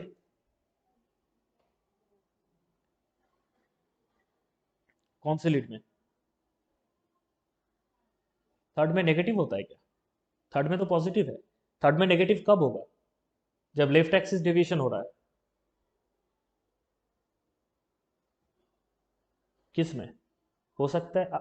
आपकी राइट हैंड में कौन सा है? AVR, AVR, obviously AVR. और चेस्ट लिस्ट में कौन सा होगा? V1, V2। अरे this is the simple thing, मैं थोड़ी देर पहले तो बताया कि राइट साइड जो हार्ट के इलेक्ट्रिकल वेक्टर्स की डायरेक्शन है इस तरफ। अब इस साइड में जितने भी लीड है ये तो पॉजिटिव होगा ना, इस साइड में तो एवीआर रहता है तो वो तो नेगेटिव होगा। और V1 to V2 यहाँ से V1 V2 V3 V4 V5 V6 यहाँ पे ये तो पॉजिटिव की तरफ जाता है धीरे धीरे, पहले तो नेगेटिव रहता है QRS। ठीक है, क्योंकि डायरेक्शन इस तरफ है, तो और जिस तरफ डायरेक्शन है उस तरफ पॉजिटिव होता है।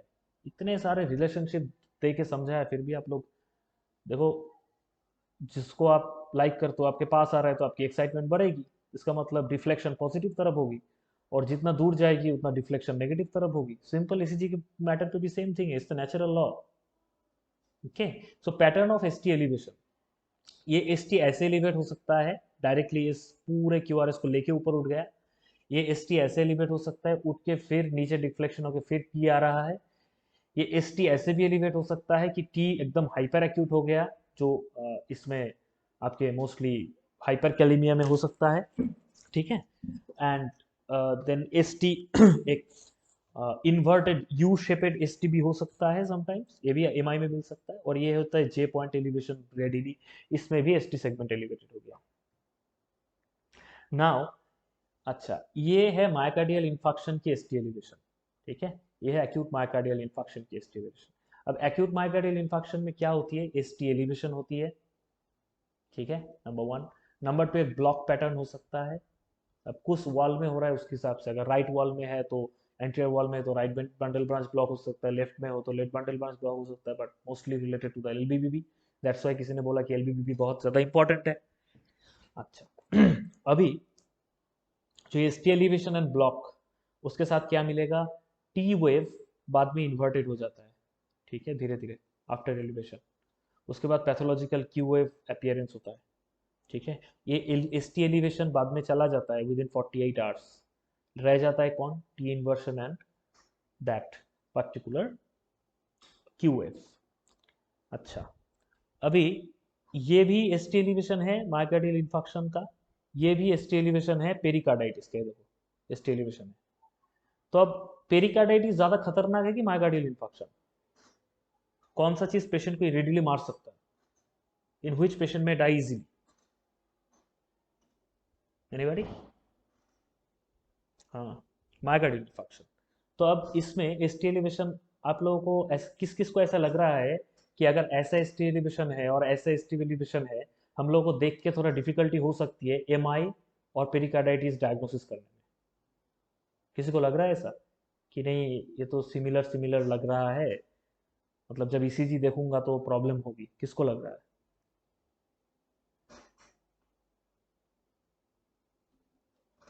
इस पैटर्न ऑफ पेरिकार्डाइटिस की जो पैटर्न है ये ऐसे है, और ये जो है ये ऐसे है, तो किस किस को लग रहा है कि प्रॉब्लम डिफिकल्टी हो सकती है, कंफ्यूजन हो सकता है?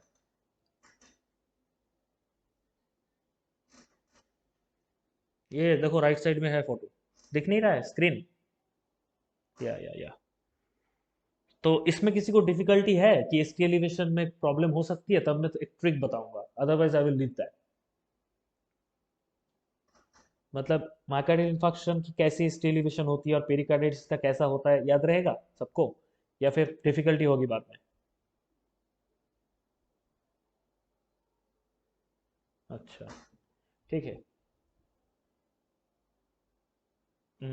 अब देखो जब ईसीजी देखोगे ना, 12 लीड का पिक्चर रहेगा आंखों के सामने, तब जाके प्रॉब्लम होगी। तो इसीलिए मैं एक चीज़ बता रहा हूँ, जब मैं एम आर बांगुर में मेडिसिन वार्ड में इंटर्नशिप कर रहा था उस टाइम पे मैंने देखा था ये पैटर्न, मैंने नोटिस किया था, उसके बाद we confirmed about this pattern. Okay, and what is that, देखो अच्छा, ये जो है ये कॉन्केविटी डाउनवर्ड है कि अपवर्ड है? ये कॉन्केविटी डाउनवर्ड क्या अपवर्ड है? तो ये एक स्माइली आंखों है ऐसे इस कॉन्केविटी के ऊपर। ठीक है, ये जो कॉन्केविटी है डाउनवर्ड है कि अपवर्ड है? इसमें एक स्माइली आंखों, ये जो कॉन्केविटी है डाउनवर्ड है कि अपवर्ड है? स्माइली आंखों, ये जो कॉन्केविटी है डाउनवर्ड है कि अपवर्ड है? स्माइली आंखों, ये जो कॉन्केविटी है डाउनवर्ड है कि अपवर्ड है? स्माइली आंखों, ये जो कॉन्केविटी है ये डाउनवर्ड है कि अपवर्ड है? स्माइली, कौन सा हैप्पीनेस का स्माइली है, कौन सा सैडनेस का स्माइली है?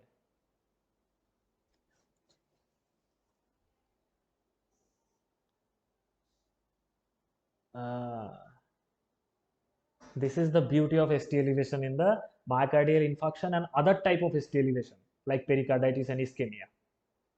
उसमें जो ST elevation होती है वो स्माइली की तरह होती है, हैप्पीनेस स्माइल। और इसमें जो ST elevation होती है वो सैडनेस स्माइली टाइप का ST elevation होती है। Is that clear? यस और नो? ओके। अच्छा यहाँ पे ECG में ये थोड़ा सा मैं दिखा देता हूँ। यहाँ पे देखो, यहाँ पे ये ST elevation है कि नहीं, ये एक नंबर पे है तो यहाँ पे ST elevation, और कहाँ कहाँ है ST elevation, कौन कौन सी लीड में बताओ? दो में भी है, फाइन फाइन फाइन, है ऑब्वियसली है। टू में है, थ्री में, थर्ड में है थोड़ा सा, और कहाँ है? एवीआर में तो उल्टा है, छोड़ दो। और कहाँ है? एवीआर में, एवीएल में है क्या? एवीएफ में है, okay fine fine fine fine.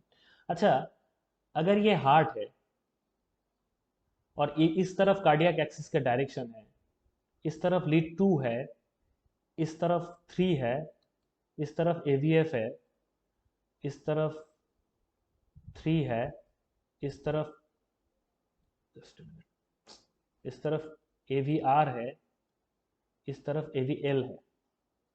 अच्छा, हार्ट को, हार्ट की इस ये कौन से सरफेस को ये तीन लीड देख रहा है? ये तीन lead, three aVF and lead two, lead two कौन से सरफेस को देख रहा है? ये लीड टू है, कौन से सरफेस को देख रहा है? इंफीरियर। हाँ, एफेक्स माने इंफीरियर सरफेस नो। तो ये कौन से सरफेस का मायोकार्डियल इंफाक्शन है ये? Exactly, this is the inferior wall myocardial infarction.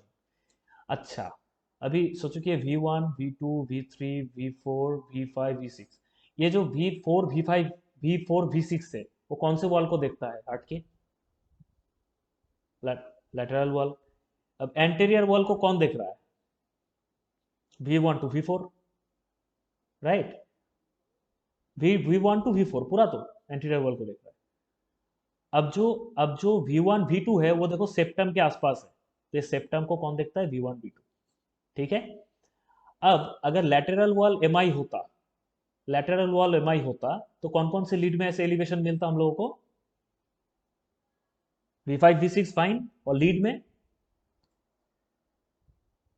Okay okay, और ये एवीएल लीड थ्री में भी थोड़ा बहुत मिलता, मिलता कि नहीं? Okay, fantastic. और अगर एंटीरियर वॉल में होता तो ये सब, ठीक है। बाप रे, beautiful beautiful. And coming to the next. अच्छा, यहाँ पे एक इम्पॉर्टेंट सा चीज़ है, सॉरी फॉर दिस इंटरप्शन। ये एक मतलब basically this is the pericarditis ECG, but उसके वॉल समझाने के लिए मैंने वो एक्सप्लेन किया। पर ये क्यों पेरिकार्डाइटिस ईसीजी है वो मैं पूछता आप लोगों से। यहाँ पे भी एसटी एलिवेशन है, यहाँ पे भी एसटी एलिवेशन है, यहाँ पे भी एसटी एलिवेशन है। मैंने क्या बोला था? You can confuse this as myocardial infarction, right? लेकिन इसकी जो एसटी एलिवेशन की पैटर्न है वो किस तरह का है?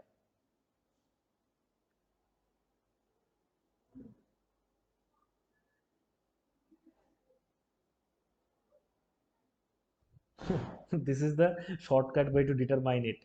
और अगर मायोकार्डियल इंफार्क्शन होता तो मैं ड्रॉ करता हूँ वो कैसा होता। This is P, this is Q R, ऐसे होता। ये जो आर टी, ये टी, ठीक है, क्लियर तो? That's why this is the pericarditis, okay. अच्छा, अच्छा, लेट्स, टी वेव में बहुत सारे वेरिएंट्स है। We don't have much time to discuss about this, but इतना याद रखना कि टी वेव की बहुत सारे वेरिएंट्स है, उससे बहुत कुछ डिटरमाइन हो सकती है। Just like talk about myocardial infarction. जैसे मैंने बोला कि इंफीरियर वॉल कौन देखता है? Lead two, three and aVF, and lateral wall one aVL and V5 V6, and anterior wall V2 to V6 लिखा हुआ है, ये V1 to V4 mostly anterior wall, ठीक है। So this is the basically plane. तो मैंने M आई बोल दिया कि एम आई में क्या क्या चेंजेस होगी। एम आई में मोस्टली अच्छा, पुअर आर प्रोग्रेशन क्या है वो मैं बाद में एक्सप्लेन करूंगा इन सम लेटर टाइम, क्योंकि ये बहुत ट्रिकी सा चीज़ है। Just forget about that. S T elevation, T inversion बाद में आता है, पर S T elevation comes first. उसके साथ pathological Q waves and sometimes blockades, you can get that. But वो एंटीरियर वॉल अगर है, एंटीरियर वॉल है कि सेप्टल वॉल है कि लैटरल वॉल है कि इंफीरियर वॉल है। अच्छा, पोस्टीरियर वॉल है V1 टू V4, उसमें पोस्टीरियर वॉल को भूल जाओ अभी के लिए, ठीक है। Just forget about the posterior wall. I am not gonna talk about this because ये ट्रिकी है and I need at least 15 minutes to talk about this. तो पोस्टीरियर वॉल को भूल जाओ, उतना ज़्यादा मिलेगा भी नहीं आप लोगों को, क्योंकि राइट कॉर्नरी आर्टरी और राइट लेफ्ट कॉर्नरी आर्टरी और राइट कॉर्नरी आर्टरी की जो लेफ्ट की जो सर्कमफ्लेक्स ब्रांच है और राइट की जो पोस्टीरियर डिसेंडिंग ब्रांच है, इसमें उतना ज़्यादा आप लोगों को मिलेगा नहीं, लेकिन पोस्टीरियर डिसेंडिंग ब्रांच जो इंफीरियर वॉल को सप्लाई देता है उसमें ज़्यादा मिलेगा, ठीक है। तो इसीलिए पोस्टीरियर वॉल उतना ज़्यादा कॉमन नहीं है, but posterior wall V1 to V4 में कुछ और चीज़ें देखना पड़ता है रेदर देन बाकी माइग्रेनल इंफार्क्शन में जो देखते हैं, like upright T, S T segment depression, उसका भी एक स्पेसिफिक पैटर्न है। टॉल आर वेव्स जो हाइपरकैलेमिया पैटर्न की होगी, what ever, just forget about the posterior wall. Just remind about anterior, septal, lateral, inferior. जो मैंने पैटर्न बताया क्यू आर एस का, एस टी सेगमेंट का, टी का, वो सारी चीज़ें फीचर्स आपको इस लीड में, रेस्पेक्टिव लीड्स में मिलेगा, ठीक है। एंटीरियर वॉल हुआ तो इस लीड में, सेप्टल वॉल हुआ तो इस लीड में, like that. This is the typical. यहाँ पे कहाँ कहाँ स्टीलिवेशन है, कोई बताए? इसमें है कोई स्टीलिवेशन वन में?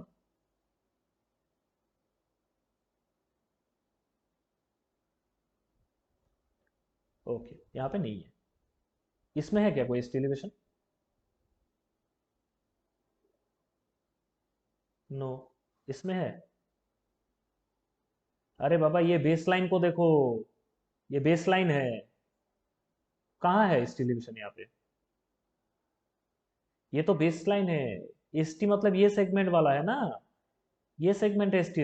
एस टी एलिवेशन तो नहीं है। इसमें है? नो, इसमें है। इसमें कहाँ है? कहाँ है ये? कहाँ है एस टी एलिवेशन? तीन वर्षन है बस, तीन वर्षन। इसमें भी तीन वर्षन है, इसमें भी तीन वर्षन है बस। तो एलिवेशन कहाँ पे है? इसमें है? इसमें है एलिवेशन? ओके, इसमें है? इसमें है? इसमें है?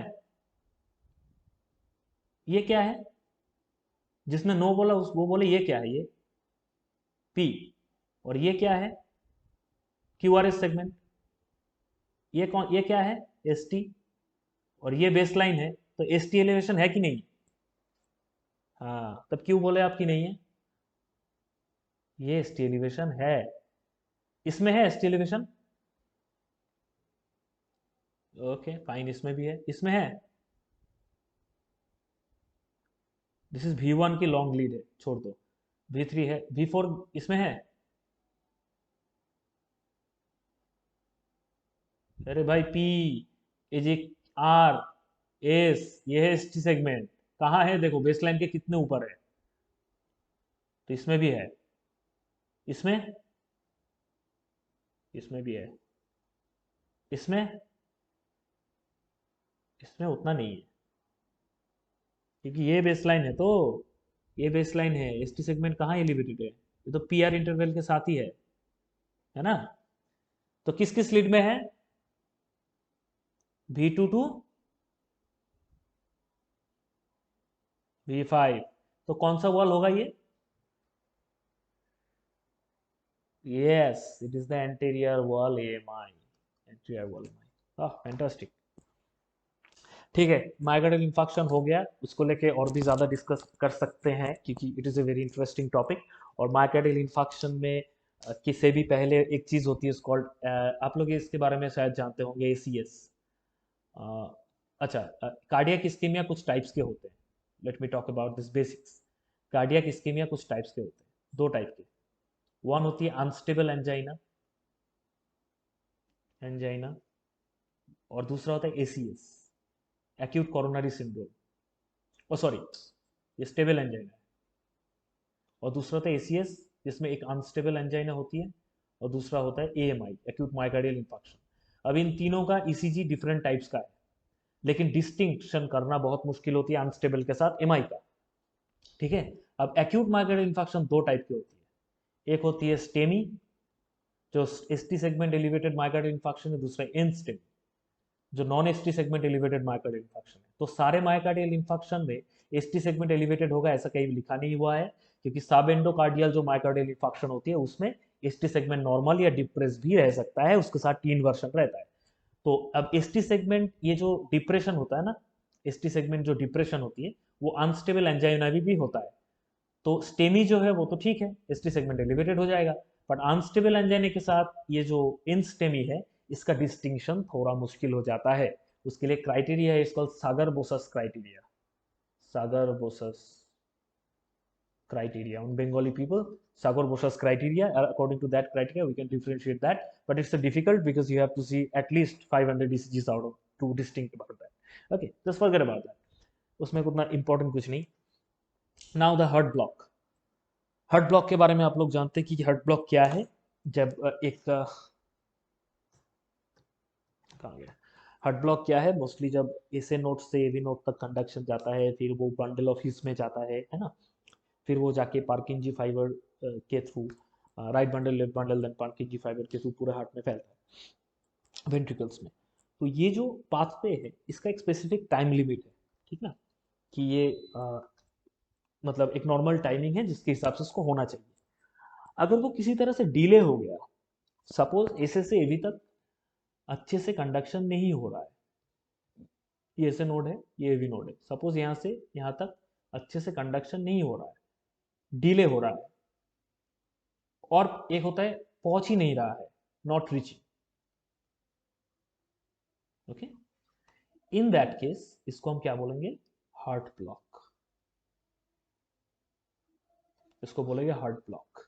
ठीक है, जब वो कंडक्शन में अगर इधर डिले है या फिर वो पहुंच ही नहीं रहा है वहां तक। तो अभी ऐसी ब्लॉक, ऐसे ब्लॉक हो सकता है जिसमें साइनोएट्रियल ब्लॉक, जिसमें साइनोएट्रियल नोड धीरे से कुछ इधर प्रोड्यूस कर रहा है या फिर इरेगुलरली प्रोड्यूस कर रहा है इम्पल्स, या फिर कभी कभी कभी बंद हो जा रहा है, तो उसको बोलते हैं साइनोएट्रियल ब्लॉक।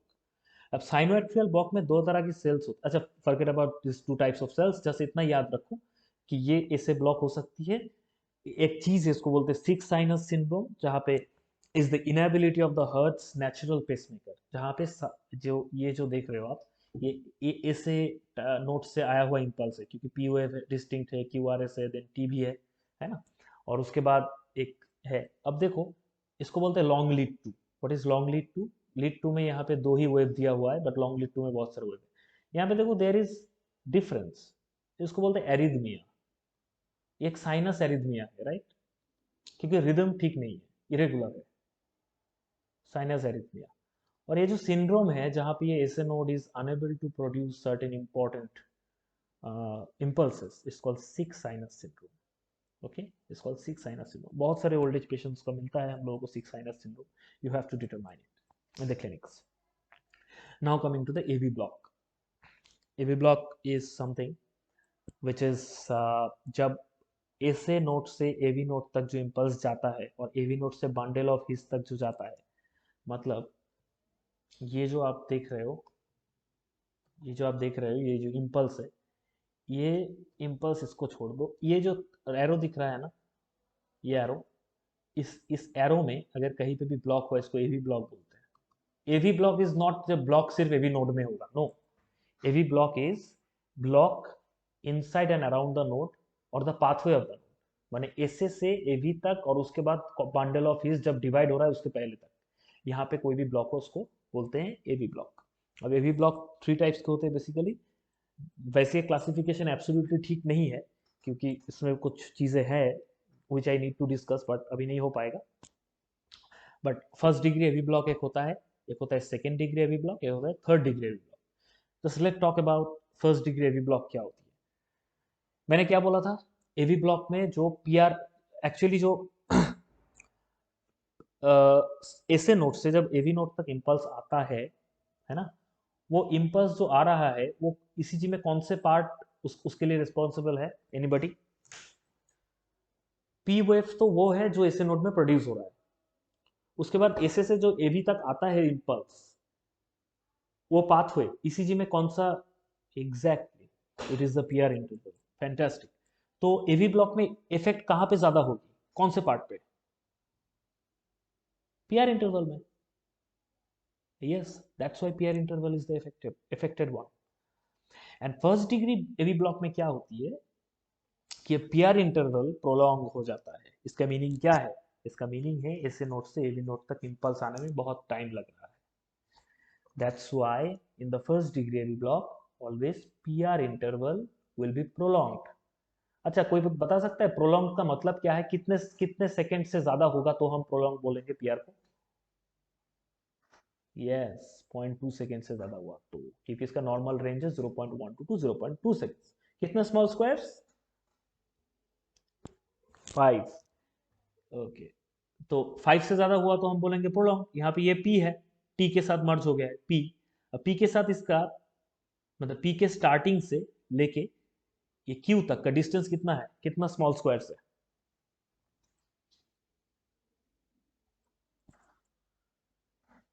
7। तो ये जो 7 स्मॉल स्क्वायर्स है, इसका मीनिंग क्या है? 7 into point 0.04, 0.28 seconds. This is called AV first degree AV block, जहां पे सिर्फ पीआर इंटरवल प्रोलॉन्ग हो रहा है। ठीक है? Is that clear? यस और नो? अरे कोई माइक को अनम्यूट करके बोलो भी यार, वरना मुझे लगता है कि सब लोग सो गए हैं। अच्छा, सब लोग, बहुत लोग सो गए हैं क्या? फिर ओके ओके, बस बस बस, मिल गया मुझे फीडबैक। चलो अभी सेकेंड डिग्री अभी ब्लॉक, व्हाट इज दैट? अब देखो ये पीआर इंटरवल फर्स्ट डिग्री में क्या हुआ था? पीआर इंटरवल प्रोलॉन्ग था, है ना? I think somebody's microphone is on, please switch it of. तो ये जो पीआर इंटरवल है ये प्रोलॉन्ग था। अब सेकेंड डिग्री में क्या होता है कि ये ना, सोचो कि ये जो पी है, ये क्यू है, ये एक पीआर इंटरवल है प्रोलॉन्ग, ये टी। फिर पी आया, फिर क्यू आर एस आया, फिर टी आया, फिर पी आया, फिर क्यू आर एस आया, फिर टी आया, फिर कोई क्यू आर एस आया ही नहीं, चला गया। अब इसमें कुछ पैटर्न आप लोगों को नोटिस में आया?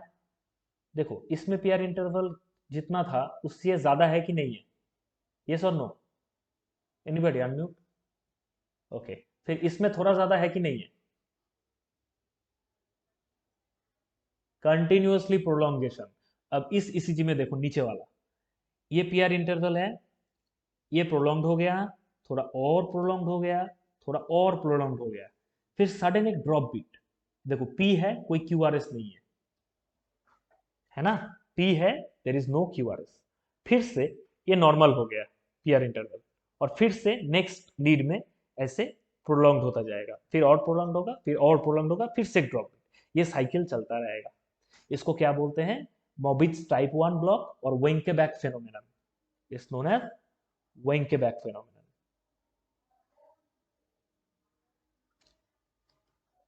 Please mute your microphone. It's Wenckebach phenomenon. Okay? And second degree AV block की और भी एक वेरिएंट है which is known as Mobitz type 2। ये क्या है? इसमें क्या होती है कि पीआर इंटरवल तो फिक्स रहता है, पीआर इंटरवल में यहाँ पे कोई प्रॉब्लम नहीं है, पीआर इंटरवल ठीक है, बट सडन सडन एक करके क्यूआरएस आउट हो रहा है। सच, अब सपोज कि 3 के बाद एक क्यूआरएस नहीं है, इसको बोलते हैं 3:1 ब्लॉक। इसमें 2:1 भी हो सकता है, जिसमें पीआर इंटरवल में कोई प्रॉब्लम नहीं है, यहाँ पे सपोज यहाँ पे क्यूआरएस नहीं है तो वो 2:1 हो जाएगा। अब 4 बीट के बाद एक ड्रॉप हो रहा है, उसको बोलते हैं 4:1 ब्लॉक। तो ये सिंपल एक करके क्यूआरएस ड्रॉप हो रहा है। ये बहुत ही डेंजरस एक सिचुएशन है, इससे कंप्लीट हार्ट ब्लॉक में ये प्रोग्रेशन हो सकता है। अब सेकेंड डिग्री हार्ट ब्लॉक आप लोगों को आई थिंक समझ आ गया होगा।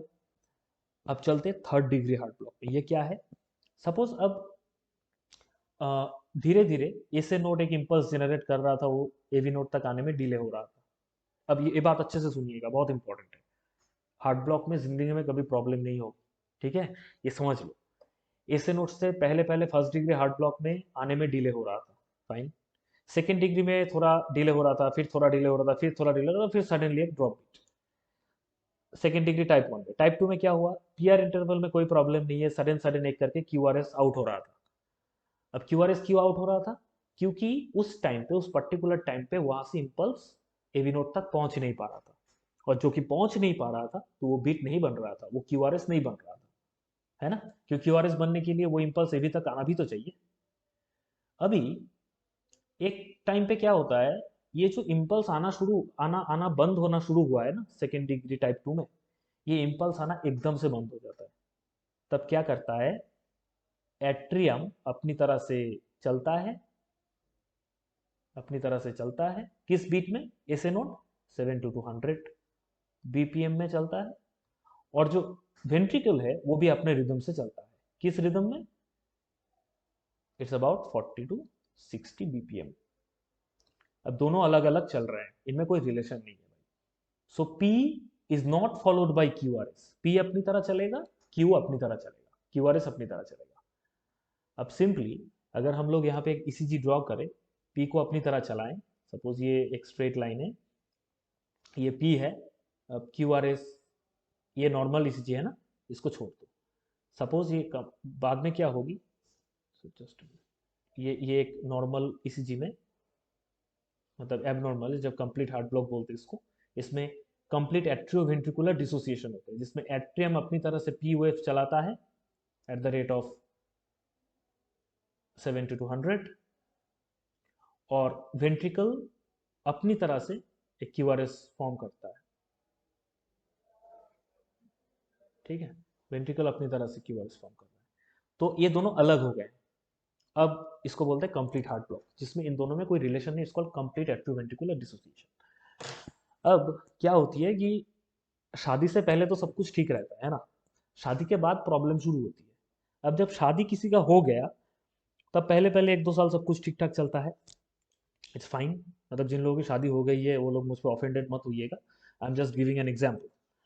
अब शादी के बाद सब कुछ ठीक ठीक होता है, उसके बाद कुछ दिन बाद दूरियां पैदा होने लगता है ना, कि मैं तुमको क्यों बताऊं, मुझे अपना स्पेस चाहिए, ऐसे ऐसे करके उनमें जो रिलेशन है उसका ड्यूरेशन, उसका डिस्टेंस बढ़ता जाता है। It is called first degree AV block, PR interval prolong होता जा रहा है।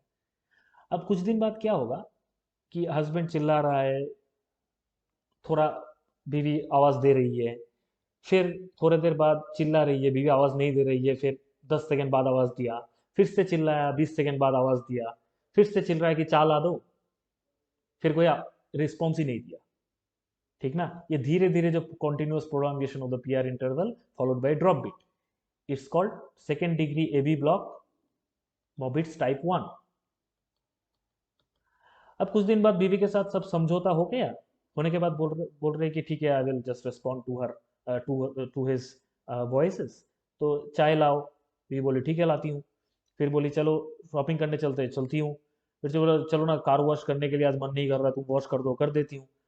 अब इतना गुस्सा हो गई, सडनली बोली कि कुछ काम करने के लिए मेरा कपड़ा धो दो, उसने कोई रेस्पॉन्स ही नहीं दिया।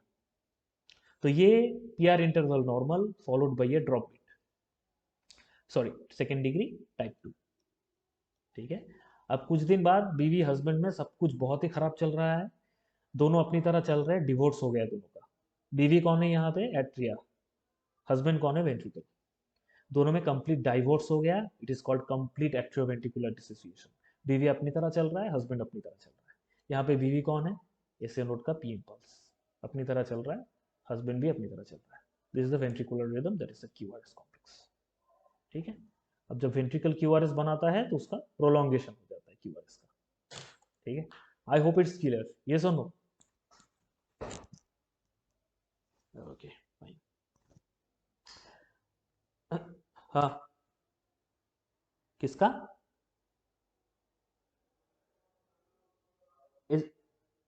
नहीं नहीं, एसटी का हार्ट ब्लॉक के साथ कोई रिलेशन नहीं। हार्ट ब्लॉक पहले आपको समझना होगा, हार्ट ब्लॉक क्या है।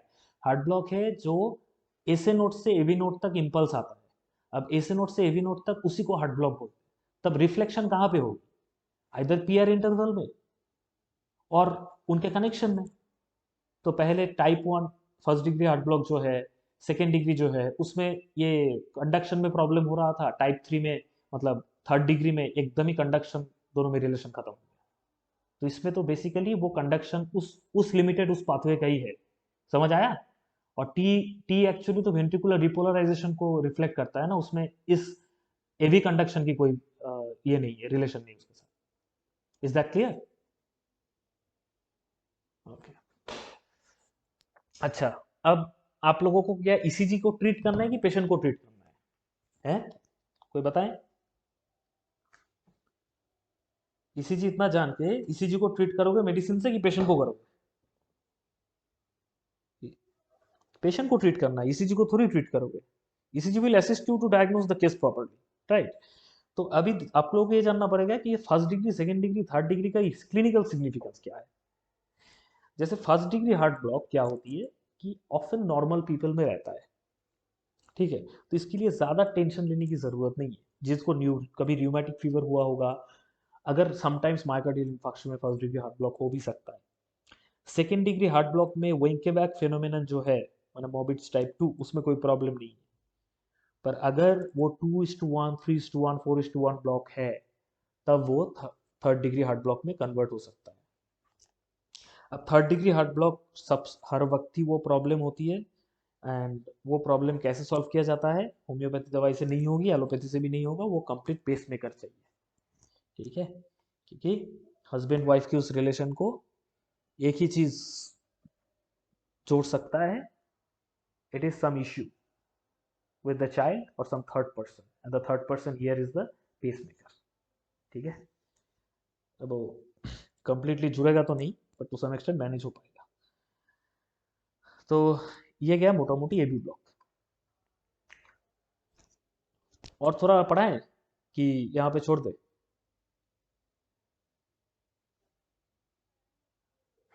ठीक है, तो थोड़ा उसके बाद मतलब एबी ब्लॉक के बाद कौन सा आता है?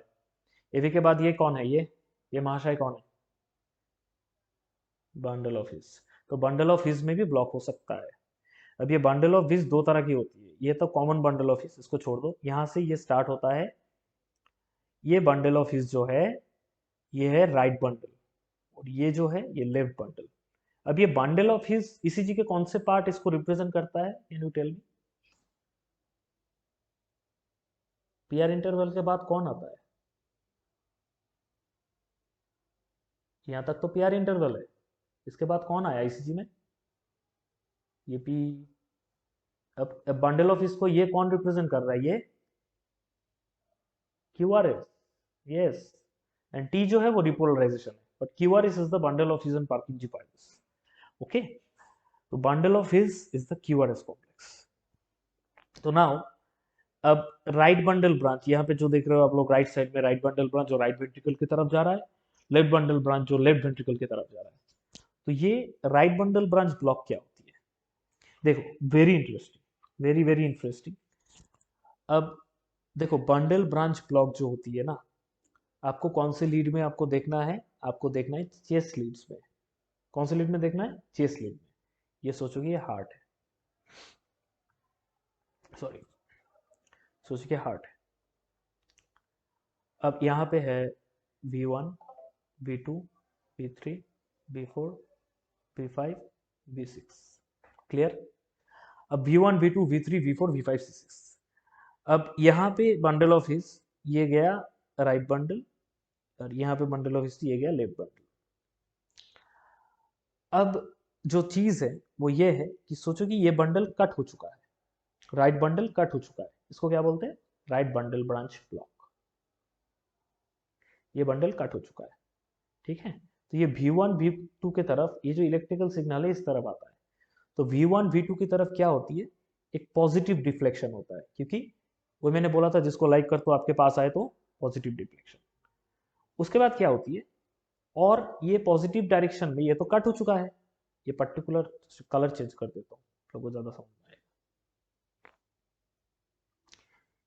ये जो पर्टिकुलर पार्ट है, ये जो पर्टिकुलर पार्ट है, वो पार्ट तो कट हो चुका है, तब उसमें कुछ आएगा नहीं एक्स्ट्रा, है ना? उसमें कुछ आएगा नहीं, ये कट हो चुका है। अब क्या होगी कि ये लेफ्ट बंडल इस तरफ जाएगा, लेफ्ट, मैंने लेफ्ट सिग्नल जाएगा क्योंकि लेफ्ट बंडल इंटैक्ट है। अब V1 में ऐसा हुआ था अपवर्ड डिफ्लेक्शन। अब उस टाइम पे V6 में क्या होगी, डाउनवर्ड डिफ्लेक्शन, क्योंकि ये सिग्नल तो पहले इस तरफ आया था, उससे दूर चला गया था। अब नेक्स्ट टाइम जो ये इंपल्स V6 की तरफ जाएगा, अब V6 में ऐसा ऊपर अपवर्ड डिफ्लेक्शन होगी, ठीक है। उसके बाद क्या होगा, अब भी ये लेफ्ट बंडल देखेगा, अरे राइट बंडल की तरफ तो इलेक्ट्रिकल सिग्नल ही नहीं है, तो राइट वेंट्रिकल कॉन्ट्रैक्ट कैसे करेगा। फिर जाके वो इस तरफ एक सिग्नल भेजता है क्योंकि ये इंटैक्ट नहीं है। अब जब इस तरफ सिग्नल भेजता है, अच्छा, तब V6 में और एक डाउनवर्ड रिफ्लेक्शन होती है, ओके, ये नॉर्मल हो जाता है। और V1 में ये जब उस तरफ चला गया था, इस तरफ कोई सिग्नल नहीं आया था, तब वो नेगेटिव हो चुका था, है ना। और उस टाइम पे ये जब इधर आएगा तब वो पॉजिटिव डिफ्लेक्शन, ओके, ऐसे करके बेसलाइन टच करेगा। ये हो गया QRS complex of the V1 and ये हो गया QRS complex of the V6। ठीक है, क्या रिपीट करूं? कोई बात नहीं, अच्छे से ध्यान दीजिएगा। सोचो कि ये हार्ट है, सोचो कि ये हार्ट है, ठीक है। ये बंडल ऑफ हीज है, ये राइट बंडल राइट वेंट्रिकल की तरफ दे रहा है, लेफ्ट बंडल लेफ्ट वेंट्रिकल की तरफ दे रहा है। अब चेस्ट स्लिट कैसे प्लेस किया हुआ है, चेस्ट स्लिट प्लेस किया हुआ है इस तरह, ये V1, ये V2, ये V3, ये V4, ये V5, ये V6। अब जब सोचो कि ये राइट बंडल जो है ये कट हो चुका है, राइट बंडल जो है ये कट हो चुका है, इसको क्या बोलते हैं? जिसने बोला फिर से रिपीट करने के वो बोले ये क्या है? इस, यस, राइट बंडल बंडल। तो यहाँ पे कोई सिग्नल आएगा क्या? नहीं आएगा। अच्छा, तो ये जो कटा हुआ, ये जो कटा हुआ पैर है इसका, उस टाइम पे इलेक्ट्रिकल सिग्नल्स इस तरफ आएगा, इलेक्ट्रिकल सिग्नल्स पहले पहले इस तरफ आएगा, लेफ्ट टू राइट, ओके। ये तो क्लियर है।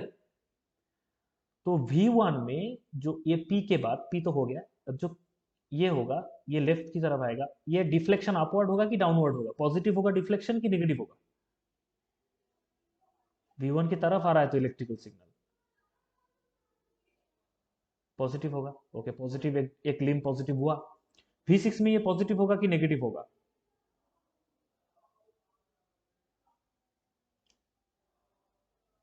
अच्छा ठीक है, अरे मैंने क्या बोला था कि तुम जिसको लाइक करते हो तुम्हारे पास आएगा तो तुम पॉजिटिव बनोगे कि नेगेटिव? है, पॉजिटिव कि नेगेटिव? ओके, तुमसे अगर वो दूर चला जाए तो पॉजिटिव होगा कि नेगेटिव? हाँ, तो V6 से ये दूर जा रहा है इलेक्ट्रिकल सिग्नल कि पास आ रहा है? तो क्या होगा? हाँ, ठीक है, ओके। नाउ यहाँ पे तो कटा हुआ है, अब ये सिग्नल इस तरफ आएगा, V6 की तरफ, है ना, क्योंकि राइट बंडल में तो इलेक्ट्रिकल सिग्नल जा ही नहीं सकता, इस तरफ आएगा। अब ये किसकी तरफ जा रहा है, V5 V6 की तरफ, तो ये पॉजिटिव होगा कि नेगेटिव? तो पॉजिटिव हुआ, ठीक है। और इसमें V1 में पॉजिटिव होगा कि नेगेटिव? नेगेटिव हुआ, फाइन। अब ये क्या करेगा, इसको एक कॉम्पेंसेटरी मैकेनिज्म बोलते हैं। ये लेफ्ट बंडल देखेगा, अरे भाई राइट बंडल के पास तो कोई इलेक्ट्रिकल एक्टिविटी नहीं है, तो राइट वेंट्रिकल तो कॉन्ट्रैक्ट कर ही नहीं पाएगा ठीक से, तो ये इसकी जो वेव इंपल्स इस तरफ भेजने की कोशिश करेगा। अब जब इस तरफ भेजेगा तो इसमें पॉजिटिव होगा कि नेगेटिव? V6 में नेगेटिव होगा, ठीक है, होके बेस लाइन में आ जाएगा, ठीक। और इसकी तरफ जा रहा है तो ये पॉजिटिव होगा कि नेगेटिव? पॉजिटिव होके बेस लाइन में आ जाएगा। अब क्लियर है, ओके। अब जब फर्स्ट अपवर्ड डिफ्लेक्शन होता है उसको आर वेव बोलते हैं, जो फर्स्ट डाउनवर्ड डिफ्लेक्शन होता है एस वेव बोलते हैं, और ये एक्स्ट्रा आर वेव इसको आर डैश पैटर्न बोलते हैं। ये आर है, ये R S, R dash pattern है। और इसमें जो फर्स्ट गया था, फर्स्ट नीचे जाए तो उसको क्यू वेव बोलते हैं, और जब फर्स्ट ऊपर जाए तो उसको आर बोलते हैं, और जो ये क्यू आर एस पैटर्न है, वट, ये जो are S R dash pattern है। अच्छा, ये अंग्रेजी के किस अक्षर की तरह लग रहा है? तो इसको एम पैटर्न बोलते हैं। और ये किस अक्षर की तरह लग रहा है? यस, तो डब्ल्यू पैटर्न। तो ये एम पैटर्न किस लीड में है? राइट बंडल ब्रांच ब्लॉक में, V1 में। डब्ल्यू पैटर्न किस में? V6 में। अब राइट का लेफ्ट क्या है? राइट का उल्टा क्या है? लेफ्ट। तो इसी चीज को उल्टा कर दो। M pattern in V6 and W pattern in V1 अगर हो गया तो वो क्या होगा? Left bundle branch block. Clear? Is that clear? बस, नाइस। अब चलो एक ECG देखते हैं। यहाँ पे देखो, ये POF आया था V1 में। देखो V1 में ये जो P आया, P के बाद क्या आया? एक अपवर्ड डिफ्लेक्शन, फिर डाउनवर्ड, फिर ये किस अक्षर की तरह है?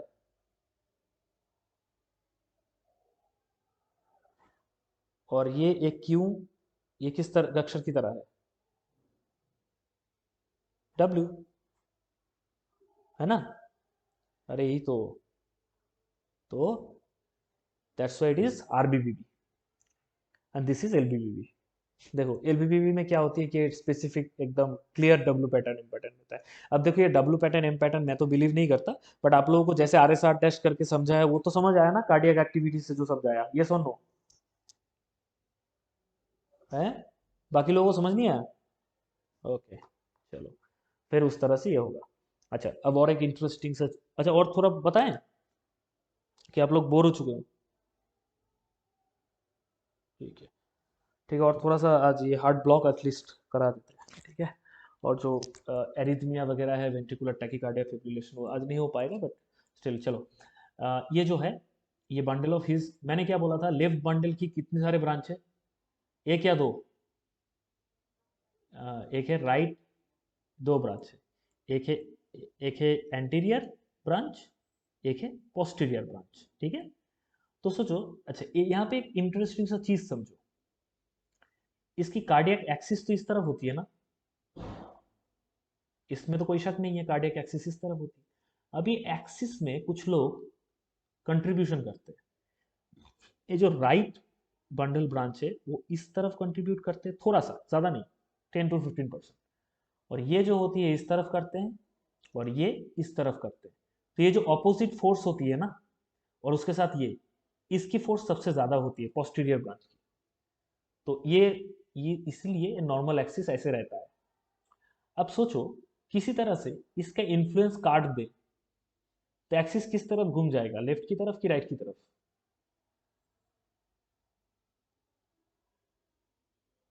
क्यों राइट की तरफ, क्यों? ये भी तो राइट की तरफ ही था। अच्छा समझो इस बात को क्लियरली, ये ये लेफ्ट एक्सिस की तरफ है, तो ये लेफ्ट एक्सिस, इसमें कोई शक है ये लेफ्ट एक्सिस की तरफ है? अरे भाई इधर तो लेफ्ट एक्सिस है, इधर राइट एक्सिस है, ये लेफ्ट एक्सिस की तरफ है। तो अब इसको इसको कोई अपोज कर रहा है कॉन्टिन्यूअसली, ये जो एंटीरियर ब्रांच है वो इसको अपोज कर रहा है क्योंकि ये राइट की तरफ है। अब इसकी राइट की इन्फ्लुएंस को अगर उठा ले किसी तरह, राइट एक्सिस की इन्फ्लुएंस को उठा लेते हैं, तो ये किस तरफ और भी घूम जाएगा, लेफ्ट की तरफ कि राइट की तरफ? Yes, it will tilt towards left, क्योंकि इन्फ्लुएंस हट गया। अब आपके माता पिता घर में होते हैं तो आप ड्रिंक नहीं करते हो, माता पिता चले जाते हो तो ड्रिंक लेके बैठ जाते हो, है ना? क्योंकि माता पिता की जो इन्फ्लुएंस है वो आप पे कर रहता है। तो ये जो थिंग है ये भी लेफ्ट वेंट्रिकल में चलता है। जो एंटीरियर ब्रांच है, वो लेफ्ट की जो लेफ्ट एक्सिस है वो सबसे ज़्यादा है, तो एंटीरियर ब्रांच जो है वो राइट एक्सिस की तरफ घुमा हुआ होता है, इसीलिए वो नॉर्मली रहता है। तो यहाँ पे क्या होती है कि समटाइम्स समटाइम्स ये राइट एंटीरियर हेमी ब्लॉक होता है, मतलब ये जो राइट ब्रांच है ना, सॉरी ये जो एंटीरियर ब्रांच है, लेफ्ट लेफ्ट बंडल की जो एंटीरियर ब्रांच है वो कभी कभी ब्लॉक हो जाता है। और पोस्ट, अब आप लोग पूछोगे कि पोस्टीरियर ब्रांच क्या ब्लॉक नहीं होता है? होता है, बट वो बहुत रेयर है, तो इसको लेके हम लोग ज़्यादा डिस्कस नहीं करेंगे। एंटीरियर हेमी ब्लॉक सबसे ज़्यादा होता है, बहुत ही कॉमन है, ठीक है। अगर एंटीरियर हेमी ब्लॉक होगा तो कौन सा एक्सिस डेविएशन होगा फिर? यस, फिर से राइट कहाँ से आ गया? ये तो खुद राइट को कंट्रीब्यूट कर रहा था, तो राइट का इन्फ्लुएंस उठ जाएगा तो ये लेफ्ट की तरफ घूम जाएगा ना एक्सिस। अच्छा, जिसने राइट बोला उसके पास क्लियर हुआ, वरना मैं फिर से बोलूँ? ओके, चलो। तो ये लेफ्ट की तरफ घूम जाएगा, तो एंटीरियर हेमी ब्लॉक से लेफ्ट एक्सिस डेविएशन होता है। क्लियर? अच्छा, अगर कभी ये राइट बंडल ब्रांच ब्लॉक हुआ, राइट बंडल ब्रांच ब्लॉक हुआ, उसके साथ अगर लेफ्ट एंटीरियर हेमी ब्लॉक हुआ, तब क्या होगी? तब होगी ये कि आरबीबीबी प्लस लेफ्ट एक्सिस डेविएशन, ऐसा होगा तो? ये सुन नो। ओके, इसको क्या बोलते हैं? इसको बोलते हैं, ये दो फेसिकल का ब्लॉक है तो इसको बोलते हैं बाईफेसिकुलर ब्लॉक। ठीक है? अब बाईफेसिकुलर के साथ अगर पीआर इंटरवल इंक्रीज हुआ तो उसको बोलते हैं trifascicular block. Forget about this, bifascicular block को याद रखो। ठीक है? ठीक है, थोड़ा सा। अच्छा, क्यूआरएस का एक चीज समझ लो। यहाँ पे एक छोटा सा चीज समझा देता हूँ बस। ये एरिथमिया, ठीक है? एरिथमिया में बहुत सारी चीजें मैं डिस्कस करना चाहता था, बट वट, ये जो एरिथमिया है, इसमें ब्रैडी एरिथमिया हो सकती है, टैकी एरिथमिया हो सकती है, प्रीमेच्योर बीट हो सकती है। व्हाट इज एक ब्रैडीकार्डिया? पता है आप लोगों को, हार्ट रेट जब 60 से कम हो जाए। और टैकीकार्डिया क्या है? जब हार्ट रेट 140 से ज़्यादा हो जाए। क्योंकि टैकीकार्डिया जो ट्रेडिशनल और फिजियोलॉजी बुक में पढ़ोगे 100 से ज़्यादा, वो सब कुछ नहीं है। ईसीजी में टैकीकार्डिया हम उसी को बोलते हैं जब 140 से ज़्यादा चला जाए। तो ब्रैडी कार्डिया एक है, टैकीकार्डिया एक है, बट अगर एरिथमिया, रिदम चेंज हो जाए, रिदम इरेगुलर हो जाए, तो उसमें ब्रैडी एरिथमिया बोलते हैं। कम रिदम माने कम रेट विथ इरेगुलर रिदम। और टैकी एरिथमिया है ज़्यादा रेट विथ इरेगुलर रिदम। और जो प्री मैच्योर बीट होती है, अगर हार्ट में कहीं पे भी एक छोटा सा SA node, AV node, Purkinje fibre को छोड़ के भी छोटा बहुत इधर उधर फोकस रहे, तो प्री मैच्योर बीट को बढ़ाता है। ये चीज़ एट्रियम में ज़्यादा हुआ तो एट्रियल फिब्रिलेशन क्रिएट करता है। ठीक है? और वेंट्रिकल में ज़्यादा हुआ तो वेंट्रिकुलर फिब्रिलेशन क्रिएट करता है। तो बस इतना ही मोटा मोटी साइनस ब्रैडिकार्डिया के साथ arrhythmia, then heart block, then sinus tachycardia, atrial complex, ventricular complex, like that. तो इसको लेके बस थोड़ा सा एक ईसीजी दिखाऊंगा।